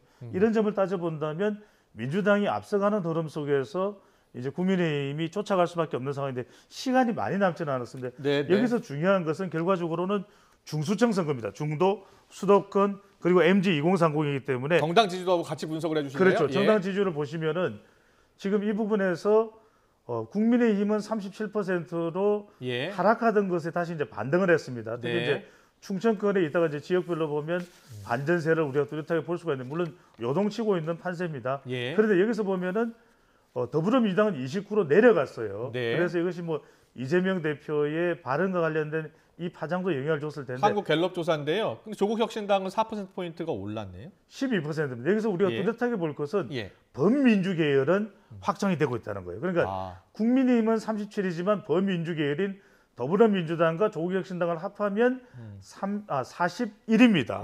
41이에요. 더불어민주당은 4%포인트 떨어졌고요. 혹시 비례정당 투표가 준비됐을까요? 비례정당 투표를 계속해서 볼까요? 비례정당 투표를 바로 보여주시죠. 바로 이 또 부분 정당 지지도하고 또 비례 정당 지지도하고 달라요. 이 부분이 국민의힘이 상당히 이제 안타깝게 자, 갤럽 비례를 또 볼까요? 지금 그렇죠. 갤럽 비례인데요. 이거 봐주세요. 그러면은 국민의힘의 이제 위성 정당인 국민의 미래는 34%입니다. 국민의당 37%가 큰 차이는 아니고 지난주보다는 올라갔어요. 자, 더불어민주연합은 야단이 났습니다. 민주당 지지율도 29%로 갤럽 조사에서 4%포인트가 내려갔는데 22%로 내려갔죠. 이것만 보면 민주당 큰일 났네, 민주연합 큰일 났는데 조국혁신당을 보시죠. 22예요. 그러니까 둘이 합하면 44입니다. 그러니까 34대 44가 되니까 범민주 계열의 외연은 상당히 확장성을 얻어냈다. 이렇게 볼 수가 있네요. 이게 총선까지 계속 이어질 것 같습니까? 대체로 뭐 우리가 날짜가 얼마 안 남았잖아요. 그리고 사전 투표는 당장 이번 주 금요일 토요일입니다. 그래서 국민의힘이 분명히 바닥을 치고 쫓아가는 것만은 분명해 보여요. 그런데 이 남은 기간 동안에 얼마나 쫓아갈 것이냐 이게 중요하겠죠. 지금 총선 투표 의향 비례대표 정당 지지율 보셨고 정당 지지율을 보면 조국혁신당 같은 경우에는 지역구 후보들이 없잖아요. 그렇습니다. 그런데 비례정당 지지율은 더 높아요. 그러면 이게 어떤 영향을 미칠 것 같습니까? 이게 지금 많은 부분들은 조국신당이 상승을 하게 되면은 범야권 자식에서 민주당으로 실망했다가 투표에 참여하지 않을 사람들이 조국 혁신당을 찍기 위해서 투표장으로 가고 그래서 지역구는 민주당 찍고 비례대표는 조국 신당을 찍는다는 그 가설을 지금 갖고 있는 거라고 보는데요. 거기에 조금 반론을 제기하면은 예를 들어서 내가 이 정당이 정말 싫은데 다른 정당이 있다 그래서 그 정당을 찍고 싫은 정당을 찍을 수 있나요? 그런 부분들도 분명히 존재한다. 조국 혁신당은 지민 비조라고 해서 그렇게 했지만 투표자 입장에서 봤을 때는 정말 민주당이 싫어서 갔는데 그렇다고 해서 싫은 정당을 다시 찍겠느냐는 첫 번째 문제 제기야. 두 번째는 뭐냐면 조국 신당을 찍는 사람들의 기본적인 거는 뭐죠? 조국 신당이 결국은 더불어민주당을 제압할 수 있는 것처럼 힘을 가져야 된다는 것을 근본으로 하고 있기 때문에 이번 총선 끝나면 야권의 지원 개편은 결국은 더불어민주당하고 조국 혁신당하고의 싸움이 될 수밖에 없는 구도라고 한다면 그렇다고 한다면 당연히 조국 혁신당을 지지하는 입장에서 봤을 때는 오히려 더불어민주당이 위축되는 것이 더 나을 수 있다고 판단한 것도 있을 수 있다는 거죠. 이거는 이제 100% 전부 다 조국 혁신당을 찍은 사람들은 더불어민주당을 찍는다라고 하는 지역구에서 그러한 가설을 전제로 했을 때는 당연히 지금 범야권이 유리하다고 볼 수가 있는 거죠. 두 번째는 실제로 2020년도 당시 한국갤럽의 조사 결과를 보면요. 당시에 더불어시민당이 거의 한 37% 46%했어요. 그리고 미래통합당은 23%밖에 안 됐습니다. 근데 실제로 어떻게 나타났죠? 실제로는 33%대로 비슷했단 말이에요. 그 이유는 뭐냐면 저기서 투표이라는 것을 같이 투입시키고 부동층과 투입시키면은 지금 하는 것보다도 상당히 좁혀들 수 있는 부분들도 남아있기 때문에 뚜껑을 열어봐야 된다는 말씀이신 것 같아요. 그죠? 그래서 제 말은 저 문제를 가지고 지나치게 조국 신당이 굉장히 돌풍을 일으키는 것처럼 얘기를 하고 있지만 내용상으로 보면 민주당 이탈 세력이 한 80%고 그 제3지대에서 찍으려고 했었던 과거는 녹색정의당을 찍으려고 했던 사람들이 조국 신당으로 가는 거 이렇게 해서 나온 현상을 너무 지나치게 이건 돌풍이다 열풍이다가 얘기하는 것이 또 더 나가서 그거를 우리가 저렇게 돌풍이라면 20대 30대에서 지지율이 그렇게 낮을 수가 있느냐 조국 혁신당에 대해서 그러면서 나머지 일주일 동안 지금 뭐 조국 신당과 관련된 민주당과 관련된 여러 가지 악재들이 지금 나오고 있지 않습니까? 이게 어떻게 국민들에게는 굉장히 다가서는 거는 뭐냐면 뭐 아파트 찬스를 쓰는 거라든지 부동산 문제라든지 이슈 문제라든지 이런 것을 굉장히 민감하게 작동되는 부분들이 지금 민주당에서 악재로 나오고 있기 때문에 이거는 조금 더 지켜볼 가능성이 있지 않을까라는 생각을 하게 됩니다. 총선 투표율 비례대표 정당 지금 그래픽 보고 계시는 것은 리얼미터 조사예요. 리얼미터 조사는 조국 혁신당이 29.5예요. 그러니까요. 지금 더불어민주연합이 19%고요. 민주연합과 조국 혁신당을 합하면 거의 뭐 50% 정도 되나요? 50% 정도 리얼미터 조사입니다. 리얼미터 조사인데 방금 전에 김영준 교수 말씀대로 지민 비조가 100% 맞아떨어질 수는 없겠죠. 아까 제가 분명히 말씀드렸습니다. 이재명 심판론도 조국 혁신당 내에 존재한다. 그런데 이제 이게 중요하겠죠. 누가 더 싫으냐. 그러니까 이재명 대표가 더 싫으냐, 윤석열 대통령이 더 싫으냐 이런 차원도 작동할 수 있고요. 지금 나오고 있는 발표되는 지역구 여론조사는 또 지민 비조가 작동하고 있더라고요. 알겠습니다. 그래서 참고 차원에서 말씀을 드립니다. 저렇다고 하면은 저희도 보면요. 사람들 자꾸만 더불어민주당, 민주연합이 19%까지 떨어진 것에 대해서는 왜 얘기를 안 하냐라는 거예요. 저게 핵심적 민주당의 대이탈이 온 거다라는 것에 대한 부분들을 강조를 해야 되는데 저기 조국 신당이 뜬 것만 얘기를 하고 있는 이 19%밖에 안 됐다는 거는 지금 이 리얼미터 조사에서 리얼미터 조사에서 나름대로 지금 민주당의 지지가 얼마죠? 더불어민주당 지지가? 40%에 육박했던 정당이 어떻게 비례대표 정당에서는 19%까지 떨어졌을까? 이 부분에 대한 것도 굉장히 핵심의 포인트임에 불구하고 여기도 보면은 개혁신당이라든지 자유통일당을 합치면 9% 정도 육박을 하고 있지 않습니까? 이거는 결국은 보수에 대한 것이고 야권에 대한 얘기를 할 때는 같이 보수대 진보를 얘기를 해야지 그거 딱 더불어민주당하고 조국 혁신당 것만 합쳐가지고 야 이거는 국민의힘이 지금 위기다라고 얘기하는 것에 대해서는 이 데이터를 읽는 방법에 대해서 제가 문제 제기를 하고 있는 겁니다. 짧게만 요거만 첨부를 안 드릴 수가 없어서 이제 더불어민주연합에 대해서도 지적을 많이 하고 있죠. 실제로 그런 분석도 많이들 하고 있고 우리가 뭐 데이터를 보고 흥분할 일은 아니고요. 그러니까 조국 혁신당이라는 전적으로 비례 투표를 집중해서 받고자 하는 정당이잖아요. 그 정당의 지지율이 저만큼 높아진 것에 대한 영향력은 무시할 수가 없는 것이겠죠. 알겠습니다. 이런 가운데 지금 민주당 양문석 후보요. 11억 원을 편법 대출받은 것과 관련해서 국민의힘이 양 후보를 사기 대출로 지금 고발을 하겠다고 한 상황이고요. 민주당 김부겸 위원장은 곤혹스러운 것은 사실이다라는 말을 오늘 했는데요. 여야 목소리 듣고 와서 또 이야기 나눠보겠습니다. 더불어민주당 양문석 후보의 불법 대출 의혹에는 우리 국민들께서 결코 참을 수 없어 하는 두 가지가 있습니다. 부동산 투기와 이를 덮기 위한 거짓말이 그것입니다. 양문석 후보는 비판이 쏟아지자 피해자가 있냐며 적반하장의 태도를 보였습니다. 양문석 후보 때문에 대출을 받지 못한 사업자들이 피해자이며 이런 기막힌 소리를 들어야 하는 국민들이 피해자입니다. 선거 전에 돌입해서 이런 사안이 제기됐기 때문에 참 상당히 당으로서는 곤혹스러운 건 사실이죠. 지금으로 봐서는 이제 물론 공천 취소나 아닌 문제는 당의 지도부인 최고위원회가 위임한 이 대표가 그걸 쥐고 있습니다만은 지금 이제 선거 불과 한 8, 9일 남겨두고 그런 극단적 결정을 하면 그 후보 당사자도 그렇지만 선거 국면 전체에 미치는 영향도 크기 때문에 그렇게 함부로 예단하기는 어려울 것 같습니다. 네, 자 양문석 후보 편법 대출 논란 관련해서요. 지금 이제 민주당 같은 경우에는 개별 후보들이 대처해야 될 사안이다 이렇게 이야기하고 있어요. 어떻게 보셨어요? 그렇죠. 지금 당장 그렇다고 해서 민주당의 입장은 양문석 후보자를 공천 취소할 의향은 전혀 없는 듯해요. 곤혹스럽지만 그대로 갈 수밖에 없다. 이걸 조치한다고 해서 또 지지층 내에서의 또 영향도 있을 수가 있고 반작용도 있을 수가 있고요. 그러니까 따지고 보면 이것이 분명 문제가 되는 것만은 분명합니다. 하지만 선거판 전체 특히 경기도 지역의 선거판세를 좌지우지할 정도의 큰 변수냐 그건 아닐 듯 하기 때문에 그러니까 전체 판을 뒤집어 놓을 정도냐 부작용은 부정적인 영향을 미치겠지만 그러니까 이게 부정적인 영향을 미치는 이유는 첫 번째 민감한 부동산 이슈라고 하는 거, 두 번째 이제 딸에 대한 11억 대출 의혹이기 때문에 2030 MZ 세대의 표심을 흔들어 놓을 수 있다라는 것. 세 번째는 이제 해명 태도겠죠. 아까 이강재 후보자도 얘기해서 그렇게 해명을 해서는 안 된다. 당당한 듯이 그런 부분에 대한 영향을 미치지만 이 이슈가 선거판을 완전히 전체를 다 뒤집어 놓을 사안이냐고 따지고 보면 그건 아닐 것 같아요. 그렇군요. 네. 김영주 교수님도 그렇게 보십니까? 저는 그렇게 보지 않아요. 왜냐하면 2012년도 총선에서 당시에 이명박 정부의 마지막 해였기 때문에 정권심판론이 강하게 작동이 됐었고 당시에 민주통합당이 과반을 확보하라고 했는데 김영민 막말 파동이 터졌어요. 그러니까 선거가 한 임박해서 터진 건데 그래서 결국은 끝나고 나서 보니까 수도권에 20-30석은 날아간 것 같다 얘기를 하고 있거든요.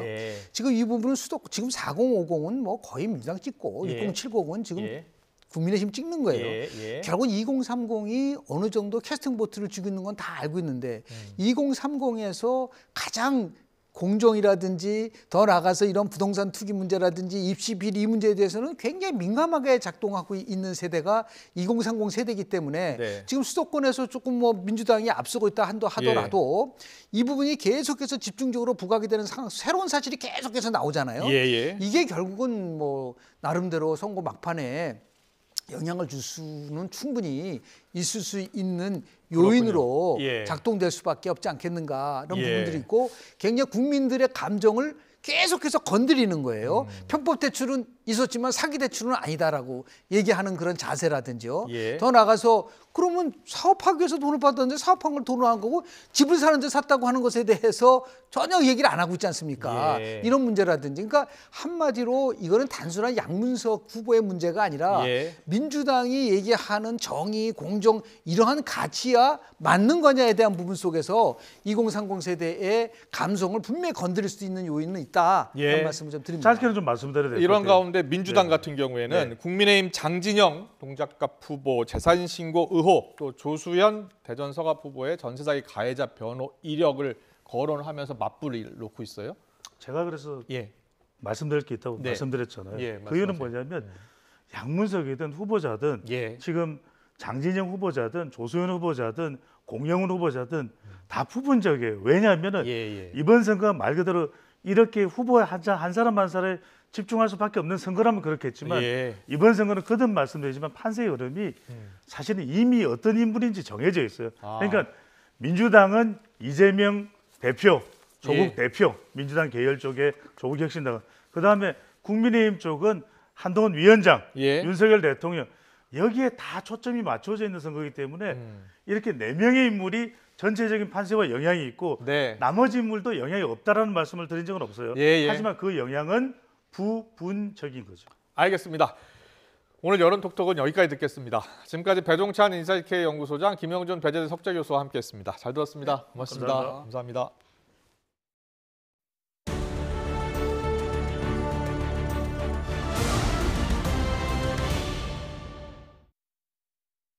딸 찬스까지. 제가 나와 있는 곳은 전남 장성입니다. 인접 지역인 담양과 함평, 영광을 포함한 4개 구는 지난 19대 총선부터 선거구가 통합됐습니다. 전통적인 민주당 강세 지역인데 제3지대 정당과 무소속 후보들이 대거 등판하면서 전남 선거구 10개 가운데 최대 격전지로 급부상했습니다. 담양과 함평, 영광, 장성 지역은 청년 유출과 인구 감소, 예산 부족 등 지방 소멸 위기에 직면한 곳입니다. 우여곡절 끝에 민주당의 단수 공천을 받은 이계호 후보는 지난 2017년 재보궐선거에서 당선된 뒤 내리 사선에 도전합니다. 정치를 시작한 이래 가슴 따뜻한 정치를 지향해 왔습니다. 늘 어렵고 힘든 국민들에게 눈물을 닦아줄 수 있는 도구는 정치가 유일하다 이렇게 생각을 합니다. 이계호 후보는 낙후된 지역을 성장시킬 수 있도록 지역별 미래 먹거리 발굴에 힘쓰겠다고 밝혔습니다. 또 힘 있는 중진 의원을 강조하며 불출마를 선언한 박노원 전 예비 후보와 정책 협약을 맺고 수성에 힘쓰고 있습니다.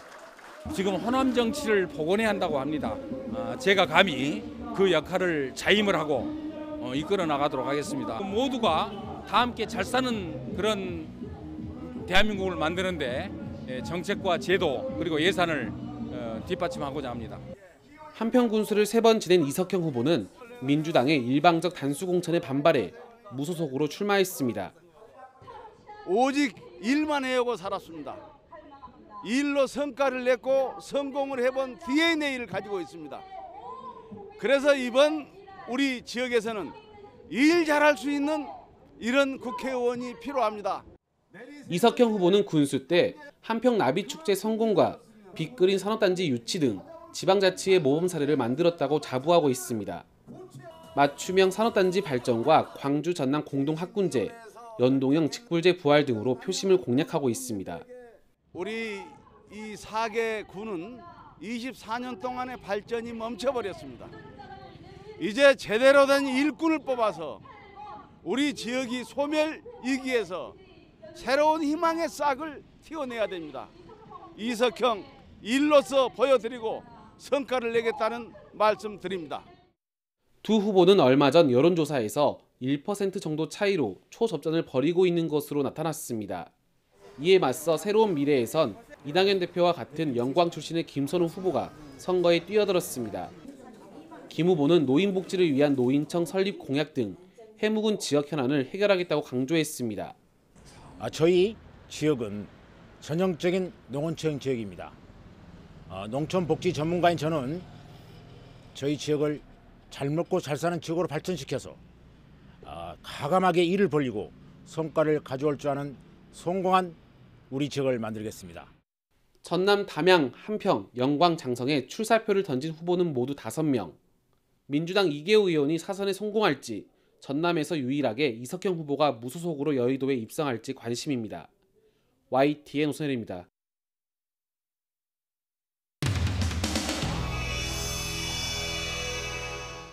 간곡히 부탁드립니다. 우리 이재명 후보를 전국 최대 득표차로 꼭 승리하게 만들어주셔서 이를 듣고 해결해 줄 수 있는 후보가 되어야 된다고 생각을 합니다.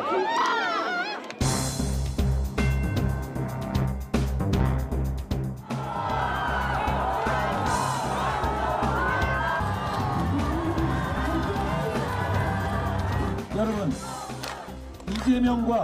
이재명 대표와 조국 대표의 정치를 한 줄로 요약하면 뭡니까? 자기를 지켜달라는 거예요. 그렇지 않습니까? 정치인이 여러분을 지켜야지 왜 여러분한테 자기를 지켜달라고 구질구질하게 징징댑니까?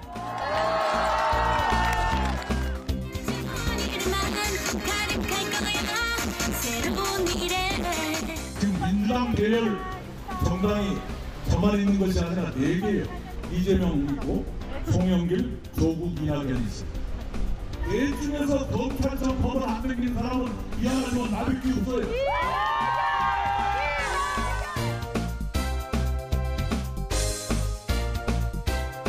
심판. 이번 선거가 이재명 조국 심판이라고요? 뭐 소가 웃을 일입니다. 자기 콧뚜레가 떨어질 정도로 소가 웃을 일이라고 생각합니다. 적반하장이고 국정을 책임져야 할 사람이 이재명 조국입니까? 그럼 대신하겠습니다. 예.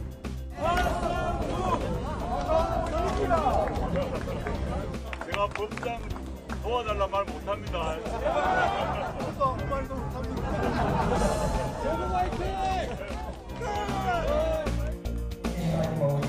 우리를 사랑하사 부활의 참소망과 할렐루야 회수하겠습니다.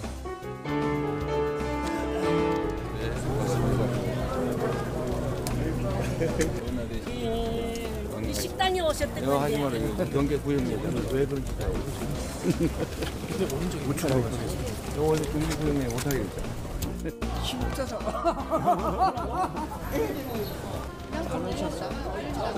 아니 우리 등록교육 앞으로 계속 여기서 그 이상을 할 거예요.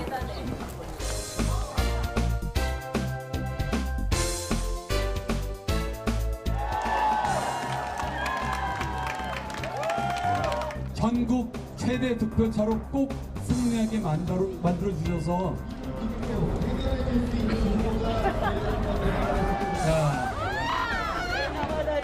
네, 좀 참아주시고요. 민원을 조금요 유튜브 분들이나 보내서 심판하지 말고요. 대한민국을 정치 토해합니다. 아까 예를 들면 우리 존경하는 원희룡 후보, 저 같으면 후보가 유세하고 있으면 조용히 지나갈 것 같아요. 그게 세상 사람들이 볼 때 아름답기 때문입니다.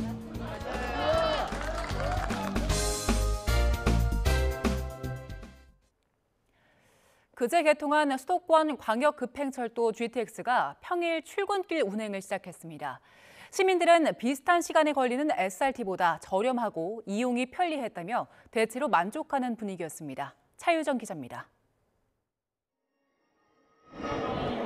지금 2역까지만 운행하는 열차가 들어오고 있습니다. 수도권 광역급행철도 GTX-A 평일 운행 첫날. 출근 시간대였지만 대체로 한산한 분위기였습니다. 동탄역에서 수서역까지 오는데 단 20분. 시민들은 빠른 속도에 만족했습니다. 비슷한 시간이 걸리는 SRT가 7,000원대인 것과 비교하면 교통비도 부담되지 않는다는 반응입니다. 원래는 버스가 너무 오래 걸려가지고 보통은 SRT 타고 출근을 했는데 일단 교통비가 많이 절약돼서 너무 좋고 쾌적하고 해서 되게 만족하고 있어요. 평상시에는 비 오거나 뭐 일기 안 좋을 때 아침에는 차가 매진이 돼가지고 잘 없었는데 지금은 뭐 언제든지 찰 수 있고 하니까 시간은 조금 늘어난 것 같은데 좀 좋아진 것 같습니다. 출퇴근길 교통수단 선택권이 넓어진 점도 장점입니다. 제 집에서 여기까지 오는 방법이 SRT나 GTX 말고는 버스도 거의 없어서 어쨌든 저한테는 출근 수단이 하나 더 생긴 거니까 나쁘지 않았어요. 다만 배차 간격이 평균 17분이라 한 번 놓치면 낭패 볼 것 같다는 걱정도 있었고 집에서 동탄 역사까지 멀어 대중교통 연계성이 떨어진다는 불만도 있었습니다. 동탄 외곽 지역 있잖아요. 그런 데서 이거를 이용하려면 교통이 안 좋아, 동탄이. 전철도 없고 기타 등등 동탄역까지 오는 게 좀 불편하지 않나. 새벽 5시 반부터 오전 9시까지 이용 승객은 1,900여 명. 이용객은 예상됐던 평일 출근 수요 4천여 명의 40% 수준에 불과했습니다. 국토부는 승객들이 새 교통수단에 대해 인지하고 패턴을 바꾸는 기간이 필요하다고 설명했습니다. 당국은 안전운행에 특별히 신경 쓰고 있습니다. 아직 운행 초기라 이용객이 적었지만 향후 서울지하철 9호선처럼 붐빌 수 있다는 우려도 있습니다. 특히 GTX는 지하 40-50m 아래에 지어져 계단이나 에스컬레이터가 상대적으로 길다는 점도 주의해야 합니다. 인파가 한꺼번에 몰리면 자칫 대형 사고로 이어질 수 있는 만큼 당국은 지속적인 훈련과 교육으로 안전운행에 주력할 방침입니다. YTN 차유정입니다. 서울에 있는 여자 고등학교 등에서 흉기 테러를 벌이겠다는 협박 게시물을 올린 10대 구속 여부가 이르면 오늘 결정됩니다. 서울 동부지방법원은 오늘 오후 2시 반 칼부림 예고글을 게시한 혐의로 지난달 30일 체포된 10대 A군에 대한 구속영장 실질심사를 진행했습니다. 모자와 마스크로 얼굴을 가리고 법원에 나타난 A씨는 취재진 앞에서 실제로 테러를 할 의도는 없었다면서도 여학교를 범행 대상으로 삼은 이유에 대해서는 입을 다물었습니다. 문화재청 천연기념물 멸실 신고 목록에 따르면 지난해 11월부터 올해 3월까지 신고된 사냥 폐사체 수는 530여 마리로 집계됐습니다. 이는 국내 전체 서식 사냥의 4분의 1이 넘는 수로 잦은 폭설과 사냥의 이동을 제한하는 아프리카 돼지열병 광역 울타리가 폐사의 원인으로 파악되고 있습니다. 4월의 첫날인 오늘 봄 기운이 완연합니다. 맑은 하늘 아래 공기도 깨끗해 야외 활동하기 참 좋은데요. 내일은 오늘보다 기온이 더 오릅니다. 내일 서울 아침 기온은 8도로 오늘보다 3도가량 높겠고요. 낮 동안에도 23도까지 오르면서 포근함을 넘어 따뜻하게 느껴지겠습니다. 다만 큰 일교차는 유의해 주시기 바랍니다. 내일도 중부지방은 대체로 맑은 날씨가 이어지겠습니다. 하지만 대기가 무척 건조한데요. 강원 영동에 이어 서울과 경기 일부 지역에도 건조주의보가 내려졌습니다. 산불 등 화재 사고가 발생하지 않도록 불씨 관리 철저히 해주셔야겠습니다. 내일 아침 기온은 오늘보다 2에서 3도가량 높겠습니다. 내일 서울 아침 기온 8도, 대전 6도, 광주와 창원은 10도가 예상되고요. 낮 동안에도 예년 기온을 4에서 8도가량 웃돌겠습니다. 서울 한낮 기온 23도, 광주 23도, 부산은 20도가 예상됩니다. 내일 오후 제주도를 시작으로 모레는 전국 대부분 지역에 봄비가 내리겠고요. 당분간 예년 기온을 웃도는 날씨가 이어질 전망입니다. 지금까지 날씨 정보였습니다. 네, 이슈를 더 쉽게 전해드리는 더 뉴스 오늘 순서는 여기서 모두 마치겠습니다. 잠시 뒤 뉴스큐가 방송됩니다. 시청해주신 여러분 고맙습니다.